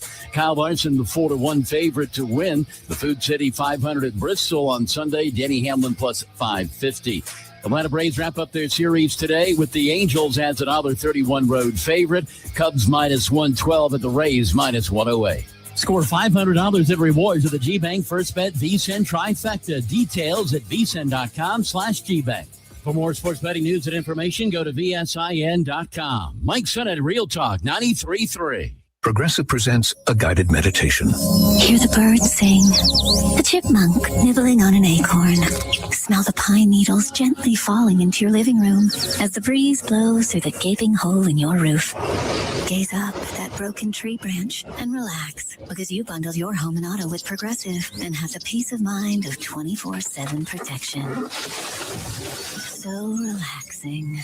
Progressive Casualty Insurance Company affiliates and other insurers not available in all states or situations. I'm Ed Evans, CEO of Consumer Cellular. No, we're not one of the big guys. Truth is, we don't want to be. If you're over 50, Big Wireless probably has you paying for more data than you might need. You could be throwing away thousands over a lifetime. Our entry-level data plans start at just $20 a month. And for a limited time, switch and get your second month free. Call 1-888-FREEDOM, visit consumercellular.com or a store near you and get your second month free today.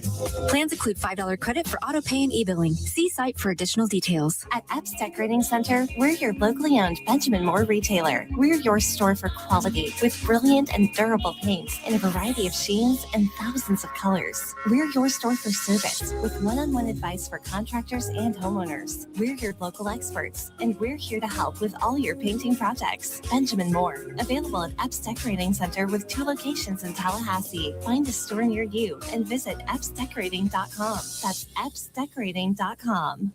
Water is your home's worst enemy. It finds cracks, soft spots, and weaknesses. But not on our watch. At Gutter Solutions and Waterproofing, we're veteran-owned and built different, driven by detail and the pursuit of excellence. We install seamless gutters, underground drainage, and waterproofing systems that don't fail. Because when you live with discipline, water doesn't stand a chance. Gutter Solutions and Waterproofing.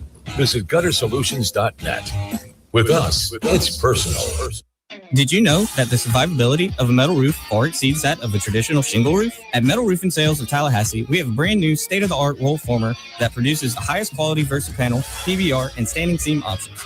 And we will guarantee to match or beat any local competitor's pricing. We're a family-owned business ready to offer you the very best sales and installation service in the area. And don't forget about our veterans and first responders discounts. Call Metal Roofing Sales today at 850-536-9123 or online at metalroofingsales.net. Real Talk 93.3 is proud to welcome our newest live show to the lineup. Living Tallahassee On Air, hosted by Patty Wilson and Jason Taylor, presented by Tallahassee Ford. It's every Friday at noon, and it's based on the popular Living Tallahassee Facebook group. We take your phone calls, and we discuss all things local, from what events are happening around town to helpful tips and advice.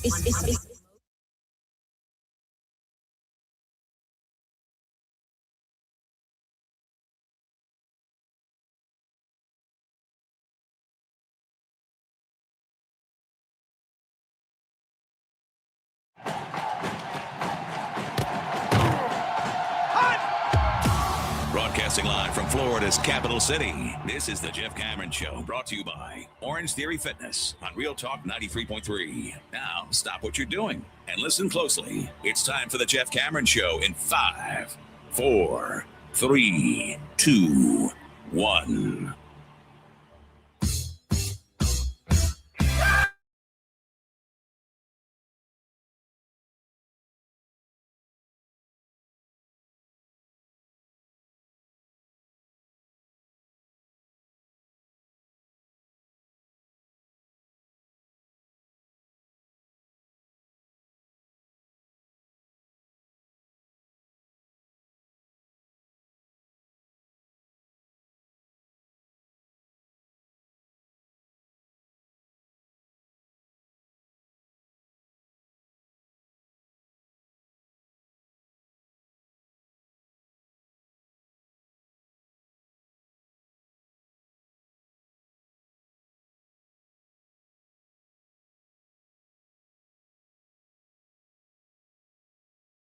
An operated radio station, which is 93.3 FM. Thanks for supporting us locally here on Warchant TV. Appreciate that always. Got to recap. Let's start with the good, not the bad. The bad's last night's loss to Florida, which completes the sweep for Florida. Damn it, man. By the way, Tom, can I just tell you, this has nothing to do with nothing except for during the break, I'll let people in. We were just talking about how we saw the news that former major leaguer Davey Lopes, who I remember as a player, you do not, I don't think. I was going to say. That would be something. Yeah, I mean. When I hopped in the DeLorean, I got to watch a couple of years of his career, yeah. I was wondering if you had ever seen a Davey Lopes AB in your life. But I remember coming home as a kid and seeing Davey Lopes with the Dodgers. And Davey Lopes, really most notably, besides being a 2-time World Series winner and Dodgers legend, if you will, he also played, I remember him with the Cubs, and I remember him briefly, I think, with the A's. Diminutive as he was a scrappy SOB. And I can remember him more almost as a manager than anything else, but he's dead at the age of 80. For those that don't know, it happened today. And you and I were just talking about it. He said, Davey Lopes is dead. And I thought to myself, golly, one of the great mustaches of all time. If you could grow that mustache, you owe it to your fellow man to grow it. It's that kind of a good mustache. But I didn't ask you at the time. did you ever see Davy Lopes? And it occurred to me, I think Davy Lopes last played when you were 1. That sounds about right. I can remember when he was in dugouts as a manager or the Brewers. Yeah, exactly. He was, I think, a bench coach too for a little while. Davey was a baseball lifer. I could just remember the broadcast team for the Mets saying, "Oh, there's Davy Lopes there sitting in the dugout. Oh, whoa, Davy back in his day. Oh, yeah. Yada, yada, yada." Yeah, I can remember that. But Davy the player, no, sir. No prayer. No prayer. Do you have a remembrance of old Davy Lopes? I get it. This is one of the places where we diverge. I kind of like those moments more and more as I get older because it happens more frequently. Because all the guys that I watched when I was a kid are very different than you watched when you were a kid. And so now all the guys I watched when I was a kid, well, they're dying. They're all dropping dead. And one by one, I'm like, oh, I watched him play. And then it occurs to me, you certainly did not. No, here's an idea for you. Eddie Murray. Oh, Hall of Famer. Yeah, of course. I was at the game where he hit his, I believe, his 498th home run. I remember him as a Met and nothing else. You don't remember him with the Orioles? No. Well, he was on a good 1994, 96-ish Orioles team. Was it that late in his career? Yeah. Eddie Murray was a bad bitch now. I mean, late into his career. Yeah, Eddie Murray was. You remember him with the Mets, huh? Yes.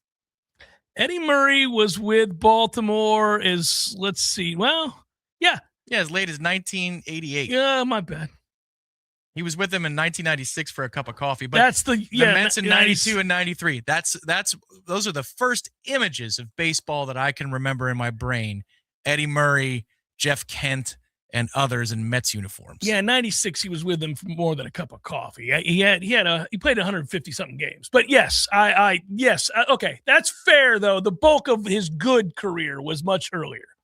But I do remember him playing then. I thought that maybe just he was one of the great all-time switch hitters to ever play. I can barely remember Cal Ripken's Iron Man game. I was watching that, and my dad let me stay up that night. They had a TV in their bedroom in Clearwater where we lived, and I can remember him letting me stay up till whatever, the fifth inning, whatever it was when they switched it over and they had the parade. He did the run. He ran around the field. All right, go to slap five with everybody. Like 97, 98, something like that. So Eddie Murray hit 504 home runs in his career. I was in attendance for 497 and 498. That is pretty funny to think about. And I need to go back and check the number, Tom, but Jim Thome, I went and saw the Twins play. Let's see, I'm 54, so I was turning 40. So 14 years ago, I went to Target Field and I saw the Twins play. Huge storm came in during that game. And Thome was either approaching, I think he was approaching 600 home runs, right? Is that right? 500 or 600. And he hit one out that was just a few removed from being that magic number. So I was close for two Hall of Famers hitting these significant number home runs. But yeah, I remember that because I went and I saw Eddie Vedder at the theater there, the Bob Dylan Orpheum or whatever that was. Yeah. Yeah, I was close for Piazza's catching home run record over Johnny Bench. He hit one to left center off the top of the sign, "Nobody beats the Wiz" in Shea Stadium. Damn. Nobody beats the Wiz. It went right off the sign. Very close. I saw Cal hit a double in the gap against the Braves. Interleague play was brand new. It was his final season with Baltimore. They're in Atlanta. We were sitting under the overhang in deep left field at Turner Field, and he hit the ball right at us, and it rolled to the wall, and everybody went nuts in the stands. Those are little things I remember from the young guys that you watched, but they were old-timers by the time I was watching. Was it the very first year of interleague play? It might have been. Because I was at the Baltimore Braves' first ever interleague game in Atlanta. Oh, really? So we might have been at the stadium at the exact same time. We could have been. That's crazy. It would not have been the first time in our lifetime. No, Patriots-Bucks, 96 or 97. I think we also saw and didn't know each other at all. Bucks 49ers. Well, the opening game of the season? Yeah. That was our first game in the new uniforms. Yeah. I was there for that game. I was at that game too. Yeah, we concussed Steve Young. Yeah. F him. That's right. I was 40-yard line behind the 49ers seats. It was hot as hell that day. Blazingly hot. Yeah. There have been many a Bucks game in which people fell the hell out. That would because have been they're usually schnockered. Yeah, if I was in my mid-20s, that would have been a problem. It was that hot. I was laughing as we start the Masters tomorrow, the par 3 tournaments today. Did you see where Bryson is using a 3D printer made iron? Yes. Because of course he is. Some might say I'm an innovator. It's just the worst. I'm sure it's somewhere along the way he'll self-describe as a mad scientist, and I'll just roll my eyes, and so will the entirety of that field. And yet, the masses of dummies that will be cheering him if he's in contention on a Sunday, believing it to be a genuine deal. Yeah. Well, I like how all of the TV announcers, it's like when they know, but they also are like your relative at the Thanksgiving table who says he's from a different time, as grandpa spouts off at the mouth. Some crazy racist. And everybody's like, well, perhaps some of the people we battled in the Pacific Theater of World War II, and he's not too kind about that situation. And you're like, Pop, what the hell? He's from a different time. You gotta leave him be. This is what golf announcers do with Bryson. They say, well, there's no question that he's good for the game of golf. That's what they say. That is code for, I really cannot stand it, but the numbers are the numbers, and he drives them.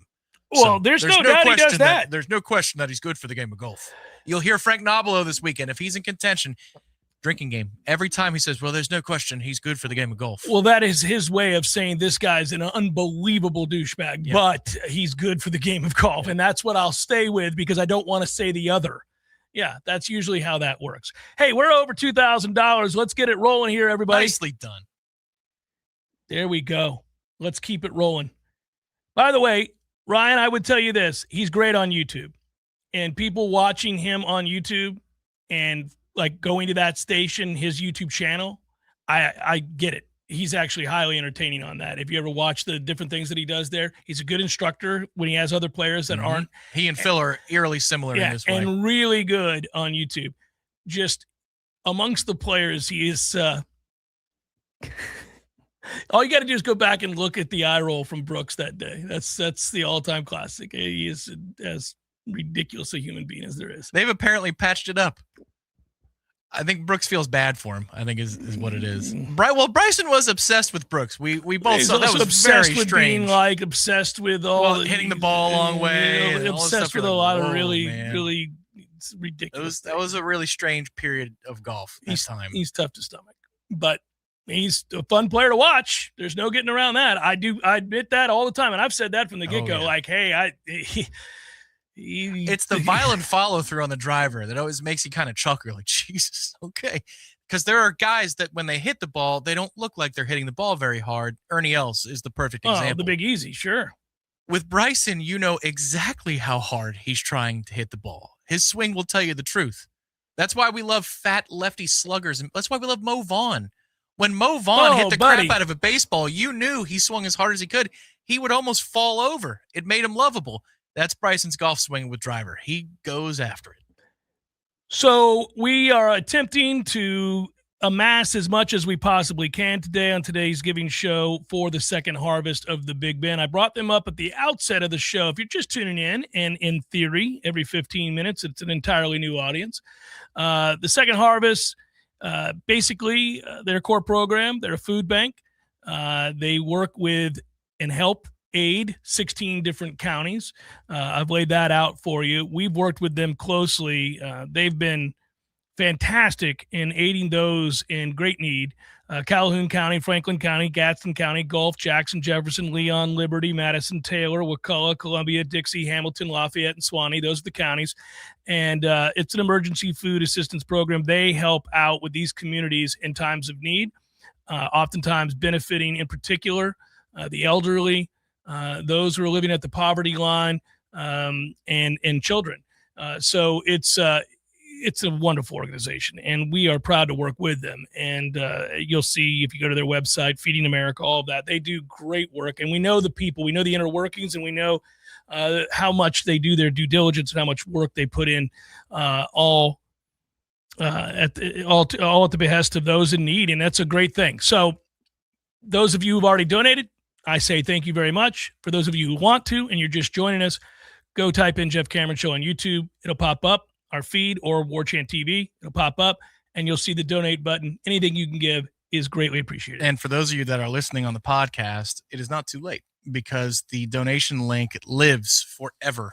And so therefore, if you're listening and it is Thursday morning and perhaps you're watching the Masters, maybe you're watching Jack hit the first tee shot, hopefully not his last first tee shot at Augusta, and you're saying, I missed the show. Damn it. You can still come back to YouTube, find it on Warchant TV, The Giving Show. You'll see the thumbnail for it. It stands out, The Giving Show, and the donate link is live, even now if you're listening tomorrow. So you can always come back and help us at any point. We appreciate that. That happened over the Christmas Guardian Ad Litem show, in which we came back and there's an extra $1,000, $1,200. So we appreciate anybody who would be willing to help even tomorrow if that's when you're listening. Would also say that for those that missed it, and somebody asked me during the break, the thoughts on what happened with Florida State baseball, I addressed at the outset of the show. Again, terribly disappointing, terribly frustrated. Hate that we cannot find a way to get a win against an arch rival. Do hate that it's also relegated to a Tuesday and doesn't feel as impactful as it should. But I do think it's going to be an interesting week, and you start off on a negative note with that loss last night.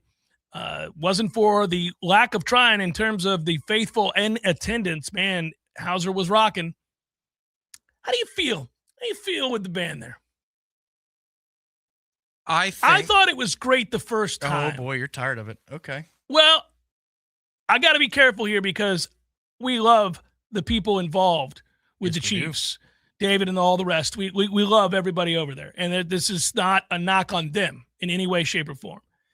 I thought it was a really good thing to do that one time. I'd probably leave it alone. Again, it's a Tuesday night. Team doesn't take the Tuesday games very seriously against Florida.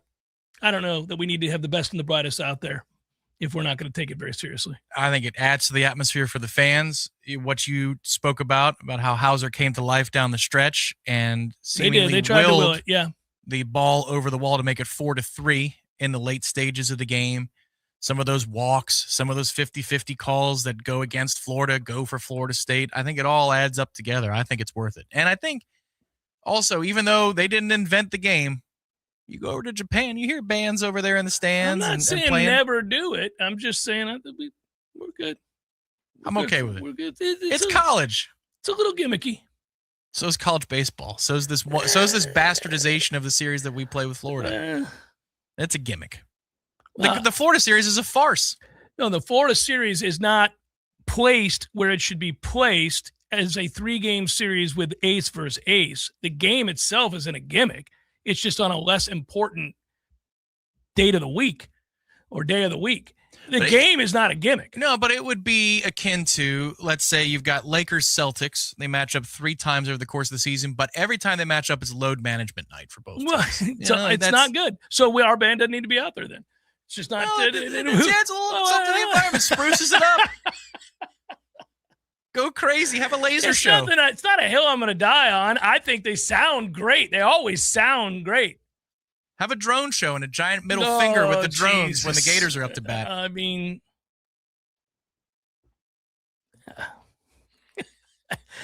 would you allow them once a year?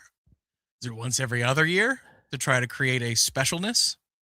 If the game was a big game, if it was a special moment, like if it were a big series against the Canes on a Friday, Saturday, Sunday. So they did it for the home opener with the player introductions. That was cool. That was really cool. Home opener. There you go. That's the time. Or a big series where ace versus ace, 2 versus 2, 3 versus 3 is happening on a weekend and it's league play, Smokey, and we've got FSU Miami going. I'm with you there. I know that technically for regionals and super regionals, it's the NCAA that hosts. So you can't do it. Florida State. Yeah. No, but that's where I'd sneak them. Well, not sneak them. Sneak them? I would erect a platform for them outside right field, sometimes where the fire truck is. Mm-hmm. And I would that's where they would stand and they would play over the fence. I like that. From right field. So you'd see them through the links of the fence. I mean, it's like, 45 regionals host or whatever the banner says and all the major leaguers. And you just see like the reflection of a giant tuba as they're playing the war chant from out there. That would be fun. I love the band. I love the Chiefs. I love many people involved in the program. I don't want that to be mistaken as anything other than this. I just do feel it's a little gimmicky. And I thought it loses a little luster if it's frequent. Also, I wish we bothered to show up and play. Yeah, if we had won, I think you're fine. I don't know. I was thinking it before the outcome was in question. I was still thinking it. It does liven things up. There's no doubt about that. Maybe for New Mexico State in week 0, they shouldn't be there. Maybe we should only have it against Power 5 opponents. No, because that's played on a Saturday. You're still playing big time. It's still the allotted day. It's not a Wednesday on the CW. It's kind of a gimmicky game. It's a week 0, New Mexico State. It's a foregone conclusion, but it's not a gimmicky game. It's part of your allotted 12 games. You only get 12 of them, Tom. But, yeah, I don't know. I don't love it. I don't hate it. That's why I asked the question. You have great fervor for it. You want them there all the time, every weekend, I guess. I don't. I just think we should keep it as precious as it should be. Football, you only get 12 games, and you only get really the opportunity to be in attendance for 6 of those at home, unless you're going on the road. And right. So you know what I mean. You know, it's a disadvantage when you hit the road. James Franklin said he took too much of a risk with both staffing decisions and a less hands-on approach when he was at Penn State. You think Penn State people are going, well, damn, James, we could have maybe avoided this whole damn thing if you had bothered to, try hard. He has said, I'm not doing that here at Virginia Tech. I'm going to be more involved. I'm going to be more involved with the offense during the practices and the meetings. Again, I think Penn State people are going, damn, James. We had a little taste of what that was like. I think Mike Norvell probably felt a sense of, I got to be more involved because this sitting over here doing nothing is killing me. I could do something and lose a lot or nothing and lose a lot. I'd rather go down fighting the way that I know how. So I bet he's reveling in the no Gus Malzahn situation in Tallahassee. Well, and I think that's why the motto for his year this year is do something. Wouldn't that be something? It's do something. It's got climb on the back of the shirt. Imagine. Quote, the minute you think you've got this all figured out is the minute your career goes into the tank, said Franklin during an ACC network interview. Systems are very important, so that's one of the things that's been valuable for me, getting the band back together. We have a system that we all know how to recruit to. I went outside of that system a little bit, took on a risk. Risk is important in business at times. You got to take on some risk, but I think I probably took on too much risk. It's a nice way of saying I just didn't do anything. I let somebody else take control of my offense, and I wasn't involved. And just think it kind of mirrors, I don't know. I mean, I suspect that given the shot in the arm that you receive when you start over, that it's going to look a little different than and yes, it's such a shot in the arm when you start over at a new place. Yes, or if somebody new comes in, it is a shot in the arm when you start anew, start fresh, renewed vigor. So we may not get the same benefit of him taking the reins again here while things are dormant, but I do think it's better. And I am interested to see what looks different. I don't think they're going to be any good, but I'm interested to see what looks different. It's got to look different. All right. $2,005. I bet it's at $2,050 before the end of the next segment. All right. Should I make it $2,100? Yes. $2,200? $2,200 by the time we finish the next segment. That's easy breezy. People will jump on board and make it happen. Jeff Cameron Show on YouTube. Click it. Make it happen. Donate. 93.3 Real Talk Radio, Warchant TV.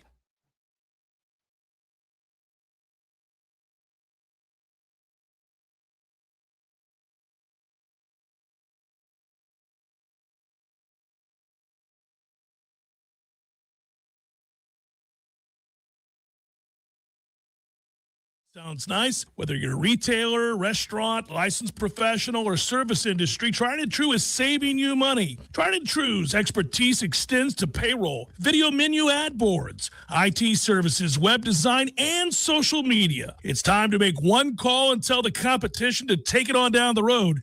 Call Don or Joe today at 844-464-6653. That's 844-464-6653. When you do business with Tried and True, they contribute 10% of the net revenue to the Battle's End. So go Tried and True today. Call 844-464-6653. There's a common feeling about big car dealerships. The pressure, the back and forth, the feeling that you're being sold to instead of listened to. All the stereotypes are negative, and that's why Tallahassee Ford decided to be different. At Tallahassee Ford, the experience starts with a conversation, not a sales pitch. We take the time to understand what you actually need, what fits your lifestyle, and what makes sense for your budget. No games, no gimmicks, just honest answers, transparent pricing, and a team that believes trust matters more than quick deals. Whether you're buying new, used, or trusting us with your vehicle service, you'll feel the difference the moment you walk in. Come visit us at Tallahassee Ford. It's not your typical dealership experience because Tallahassee deserves better. Visit Tallahassee Ford today.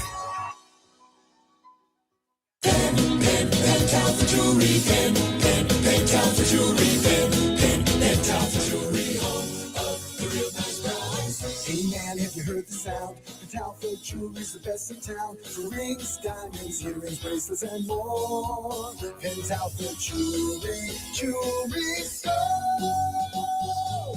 Add some sparkle to your life this spring and head over to your favorite neighborhood jeweler on Appalachian Parkway, where we've always been. This April, Penn Alpha is offering up to 40% off all diamond jewelry. Yes, you heard that right. All diamond jewelry, crosses, bracelets, earrings, and rings. Everything you love at prices you will adore. Only for a limited time. Visit us today to find the perfect piece to shine on all seasons. Sing along with us, and we'll see you at Penn Talfa.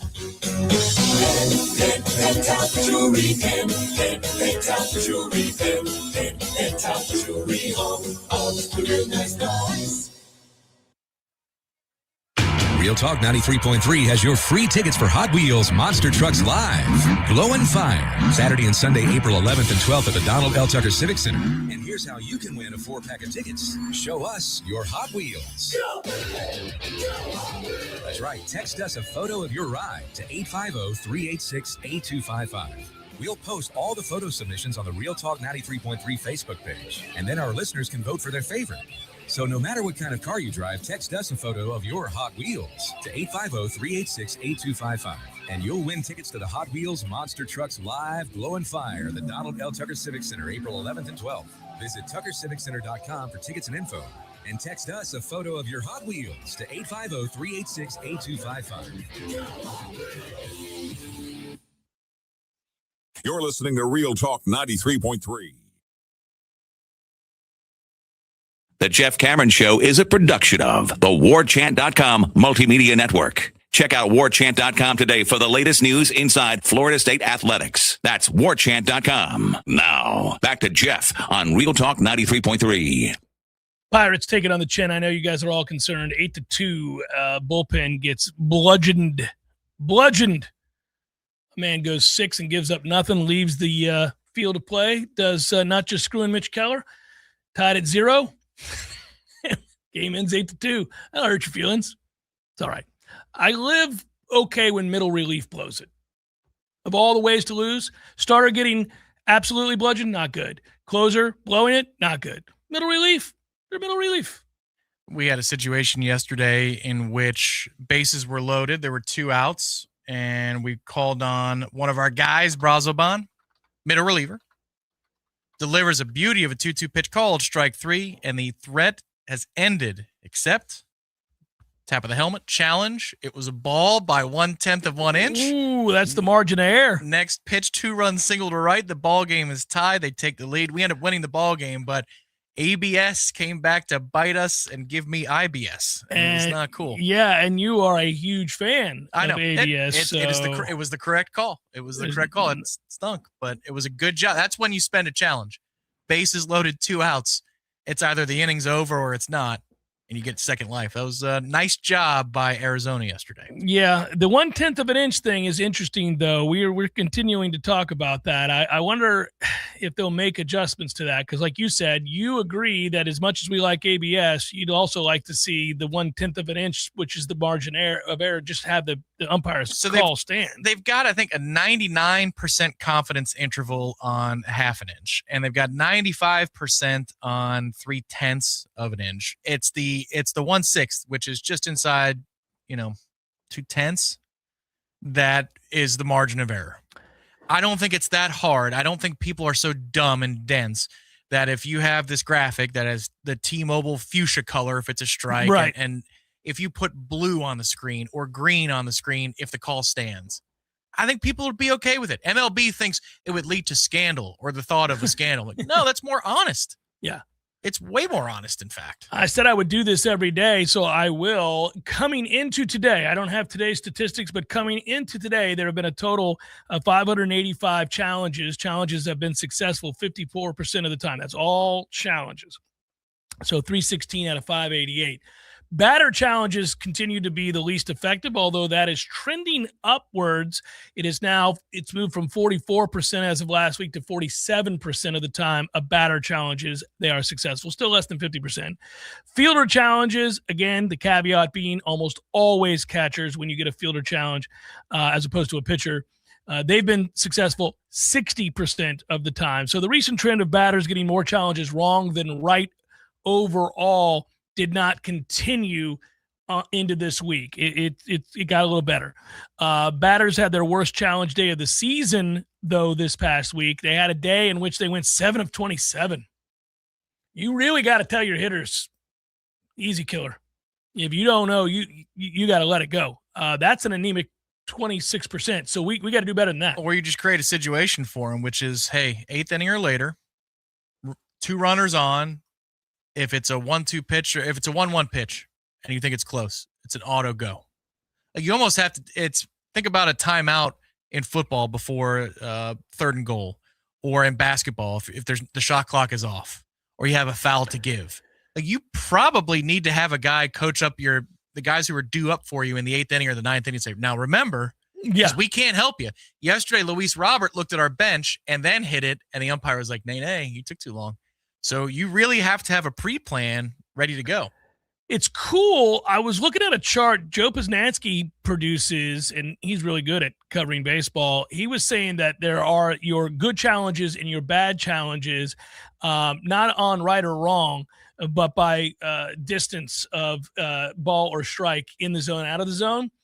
And he labels some that are purple, and he was pointing out that pitchers were absolutely nailing the edges of the strike zone yesterday. Purple balls that were challenged were balls that were quite literally touching the edge of the strike zone, a 1/10 of it, that kind of a thing. And the hitters, the ones that the hitters get right, typically are the ones that are way out of the zone. They miss constantly on anything that They don't challenge balls they should that are just 3/10 of an inch outside. They do challenge ones they shouldn't that are a good half a ball in the zone. We're seeing a lot of that. The hitters have a harder time recognizing that. So there's one thing I learned today in a Ken Rosenthal piece in The Athletic, and this is ghastly by MLB. I cannot believe this, but it's true. So they are absolutists that whatever ABS says, even though there's a margin of error, that it could get it wrong, what ABS says is so. All right, it's an interesting stance to take, but that's the way they go.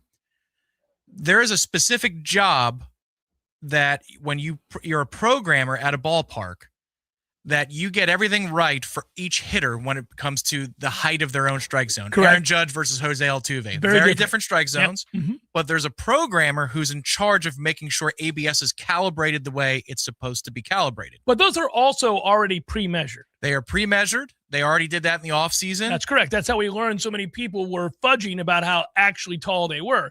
You had 5'10" people saying they were 6'1", and you had 6'4" people saying that they were 6'6", and then you had the biggest margin of error was the 6-footers saying they were 6 feet when they were 5'10". Yeah. Well, one thing you learn too, it doesn't matter about your stance. You could have the Jeff Bagwell crouch stance. It's based on your height. Doesn't matter if you crouch or if you stand completely otherwise straight. everybody would manipulate it. And they squat down. Yeah. Well, in some ballparks, this is a really important job to ensure that it's going and you're professional about it. Some ballparks have full-time employees doing this, one would hope. Some have them on hourly pay. Pay. But you're just pulling up a pre-existing strike zone. We see how many times in a television broadcast does something like the bug break or a communication system break or the sound system for a referee in the stadium. I mean, this is all something that needs to be monitored. You're on a part-time salary and you're programming like ABS, which could determine a win or a loss. That would be hilarious, by the way. Like Doug's eating a donut. He's like, oh, shoot, I didn't ensure that it switched over from Aaron Judge to Bellinger. We've got to besmirch Doug and his donut fixation. I'm just going to tell you now, Tom, I can't wait for the day that the Astros and Yankees are playing and somehow Altuve's strike zone gets applied to Aaron Judge. Or vice versa.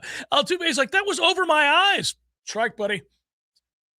I just think it's more important than an hourly job. That was apparently a gripe that the umpires had, which some of the gripes, they can go to hell. I mean, most of the gripes, they can go to hell. They're a union agreed to ABS. So first of all, stand down. If you're union agreed to it, then you have to play ball here. It was inevitable. Yeah. I think it's an important job. If we're going to go all in here and say that ABS cannot be wrong, then we need to make sure we deploy resources to make sure that professionals are monitoring the monitoring system. I'll tell you something that I do want to see, which is we do think this is going to lead to better umpiring, believe it or not. I do think it also leads to unrealistic expectations from fans about what umpires should get right or what they do miss. I think that now that you can see beyond a shadow of a doubt what is or is not a strike, and the computer is telling you, people are going to look at that and be like, well, good God, he missed another one. Again, human beings do not have the ability with a catcher in front of them, a hitter to the side of them, and a ball moving 97 miles per hour with an insane spin rate of getting it exactly right. They can't do it. The human eye cannot do it. Most of these guys are very good. There are some that are terrible, as we know. And a couple of them, fortunate for them, got weeded out of the game before this happened. But if you find that you have a CB Buckner or somebody like that, who is routinely missing calls, and I think they should define their terms with this, and I mean this. So the other day, I think it was yesterday, there was a strike. I'm going to pull it up. Yeah. There was a strike called on a 3-0 pitch to Kyle Schwarber. He challenged it. It was 4 inches outside of the strike zone. 4 inches above the strike zone. It was a 3-0 pitch, and he still challenged it. He was like, that is an insane call. What is wrong with you? That's the old gift first strike on a 3-0 pitch. It's a neighborhood pitch. It's an old bad habit that umpires got in. And this pitch is, that's a significant amount outside the strike zone. And yeah, Schwarber laughed and was like, dude, you're going to look like a fool. You could just see the disdain. He starts taking the stuff off to jog down to first before they even review it. And it's way out of the zone. If we have an umpire who's steady missing calls on balls that are 3 to 4 inches outside the strike zone, you got to go. You got to go. You get however many you get. You're having a bad day. You got a cold. You're bleary-eyed. The weather's weird. You're sweating. I don't know. But you get a certain number of calls that you could miss that egregiously before we say you're incompetent. It's going to happen to where I think it's every pitch. I enjoy the strategy of it right now, but I do too. I kind of wish they'll keep it this way because I like it. It's fun, but this is the way that it went with Wimbledon. Right. They don't have line judges anymore. No, they don't. And thankfully, because I always thought that was nonsense. Look where line judges sit or stand. Mm-hmm. The country mile away from the damn action. Well, how long was it? 10 years or so, maybe more, where they had Hawkeye Plus. So you had the challenge system. Yeah. But then eventually they're like, what are we doing? Let's just be done with this. My favorite, though, we would have missed out. There is an argument about this. We would have missed out on every Roscoe Tanner, Jimmy Connors, and certainly John McEnroe dispute with the umpires, which are awesome, legendarily awesome. It was a big part of my childhood watching that. It's entertaining. The days of Lou Piniella arguing balls and strikes are largely over in baseball anyway. Yeah, they are. You got a couple of hotheads. Vitello, Lord knows in San Francisco, would be one of them. But he's in trouble already, and this wasn't hard to predict. So for those that don't know, and I know we got a break, but let me do this really quickly. And by the way, let's get off our asses out here, everybody. We've got a little time left to donate. If you don't know, it's the giving day today. Second harvest of the Big Bend, benefiting more importantly, the people who are food insecure, as they say, are the ones who benefit most. You can aid this endeavor to raise more money on this, the giving day, by going to the show right now on YouTube, Jeff Cameron Show.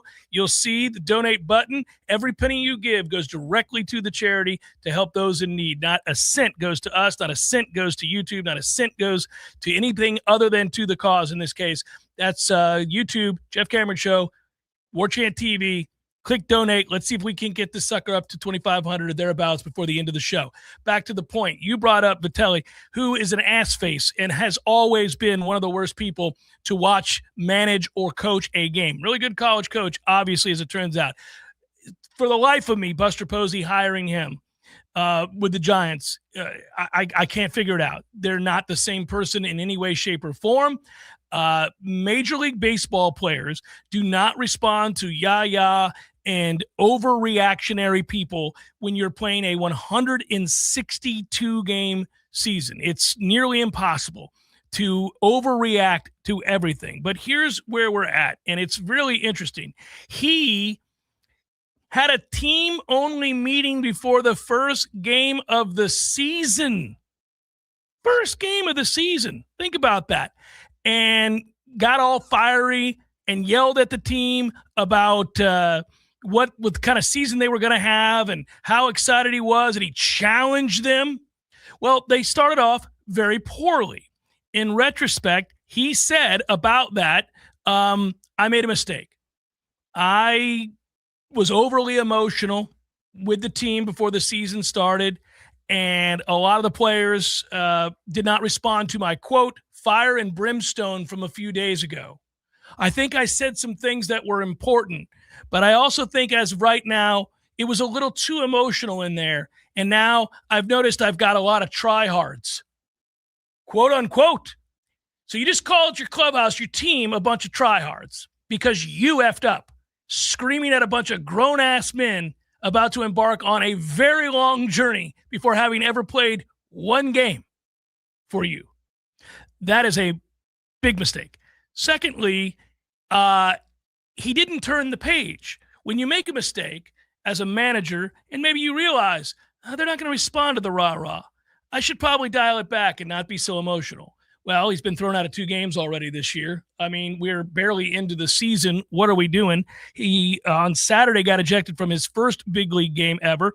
Fine. He freaked out about an incident on the first baseline. Afterwards, he said, I've got a lot of history with a play like that. Encarnacion called for running out of the baseline, impeding the throw. You know, I lost the game to Lipscomb one time on a play just like that. I lost the game to Frank Anderson in the Big 12 championship on a play like that. The difference between the two that I'm talking about, I can talk about others, is the runner. In Frank's instance, I called his team a bunch of cheaters afterward, completely interfered with throwing lane for the pitcher. Again, umpires have to be held accountable, but the rules are what the rules are, and they enforce the rules. And I have great experience in college with guys running out of the baseline. This is a real post-game interview. That's a real Q&A. I saw the play. He was impeding the throw. It doesn't matter. Like, yeah. That's insane. Yeah. Yep. So the first thing I thought when I read it was, who's Frank Anderson, you dumbass? Nobody knows. Secondly, it turns out he's on his staff now. He was at Oklahoma State prior. I don't know why he's referencing him. And then secondly, what are you doing? What are you talking about? You're talking to a bunch of beat reporters for the San Francisco Giants about the time you were an assistant coach in the Big 12? And a Lipscomb loss? I think he may want to fire him this week. You think Buster's like, oh, no. It could be the Barry Melrose to Tampa hire that lasted like 20 games. I do wonder if Buster's not like, yeah. We could set the number on that. Hang on. Let me see what Barry Melrose coaching career. He just passed away, didn't he? He might have. I think Barry did. Got a little squirrely at the end for Barry. No, he's still going. Okay. My bad, Barry. You're trying to bury Barry. Yes, that's right. 16 games. I nailed it. He lasted 16 games in Tampa. It was the same now, thing. That's an 82-game season. Mm-hmm. Yes, he was seen walking the streets, I believe, of Miami with a cigar, and the reporter's asking, where are you going? Because practice was going. He's like, I don't care. Yeah. And that was the and end he of hadn't that. been fired yet. Yeah, that was the end of So that. give him 30 games? 162 versus 82? But Give I him don't 30 think- games. But that's the first big thing that Buster did in San Francisco. And if he fires him, he's admitting already that the first big decision that he had to make, he failed that miserably within 50 games, within 30 games. Maybe Buster wanted to manage, and he was told he couldn't. So he decided to sabotage this to force himself to come down and manage the team. This is not a good situation. Jeff Cameron Show, 93.3 Real Talk Radio, Warchant TV.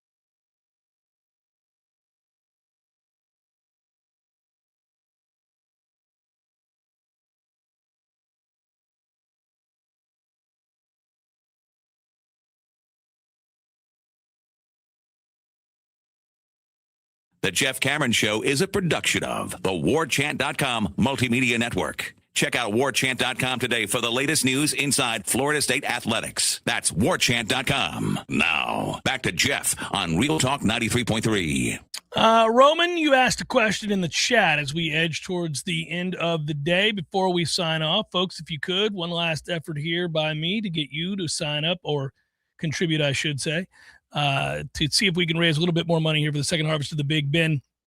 You can do so by joining us on the YouTube channel there, Jeff Cameron Show, Warchant TV. You'll see the donate button. Click away and make your contribution if you can. Roman asked a question. The question is, Jamie Arnold doing well or good in the MLB? He's in Double-A currently with the A's, and I think Jamie will do well. You look at where he's at now. You can find that footage of Jamie in spring training going up against major leaguers. But he's at the Double-A level already. He's just 22 years old. He's got time. Who apparently is doing very well is Mr. Tibbs in the Dodgers. Multiple home runs on a nightly basis, or so it seems. Now, not to take anything away from James Tibbs, who I think will be in the bigs pretty damn soon. But he is hitting out in Vegas, and everybody mashes out in Vegas. So he's taking advantage of opportunities, and he is crushing.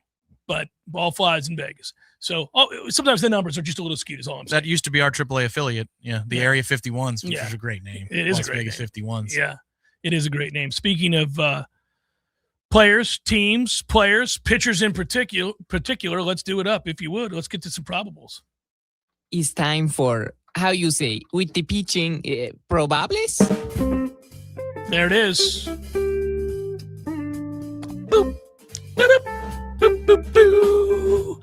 Got some games in the books. One of them is the most unfortunate disaster in Pittsburgh where the Pirates fell to the Padres.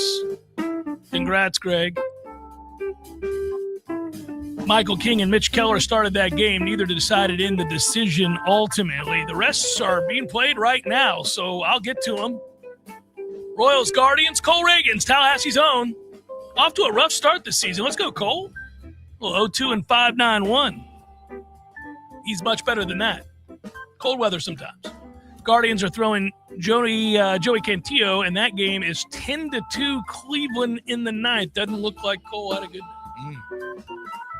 Brewers, Red Sox, they're in the eighth.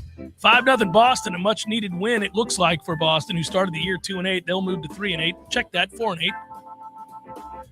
Shane Drohan. Oh, yeah, that's right. That's why we added it to the banner at Hauser Stadium. That is Way to correct. go, Shane. Shane started. And for the Brewers, Sonny Gray started for the Red Sox. Orioles, White Sox, Kyle Bradish, Sean Burke.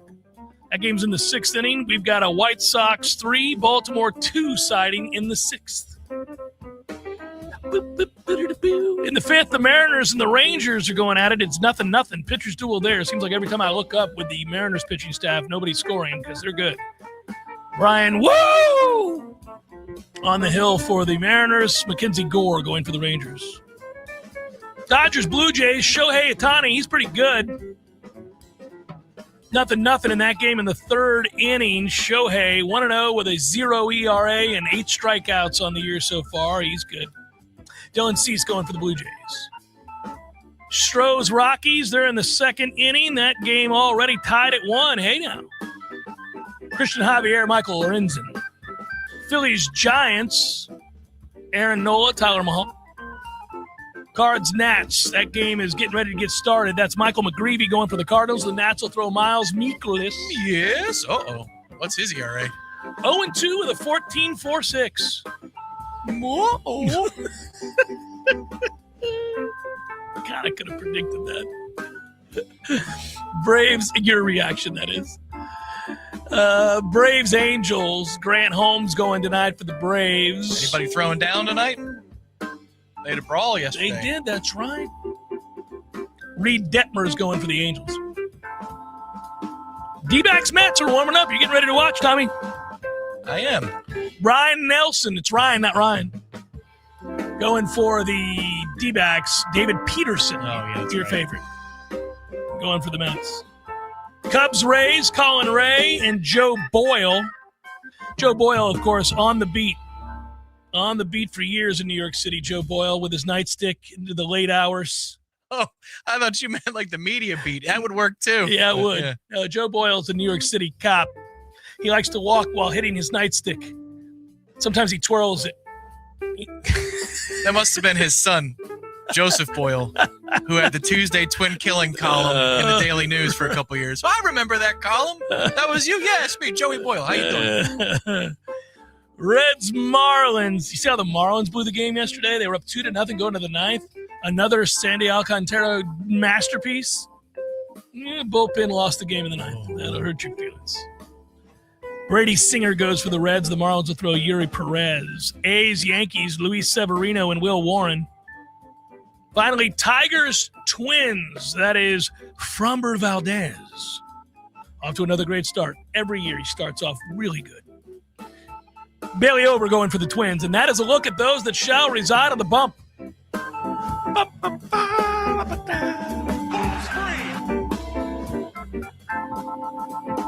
All right, somebody contributed late. Thank you very much for that. 2066. We had a feeling it might be a little light today, but we appreciate everybody who gave it a go. And if you still want to, you still can. We won't close this puppy down until late tonight or tomorrow morning maybe. go to the website there. You'll see warchant.com/YouTube or YouTube Warchant TV, Jeff Cameron Show, and click on the donate button. A lot of meals. Thank you all very, very much. That is a lot of meals, and we do appreciate it very, very much. Good work out of you, sir. Be well. Everybody will be back with you tomorrow on Redemption Thursday. Peace.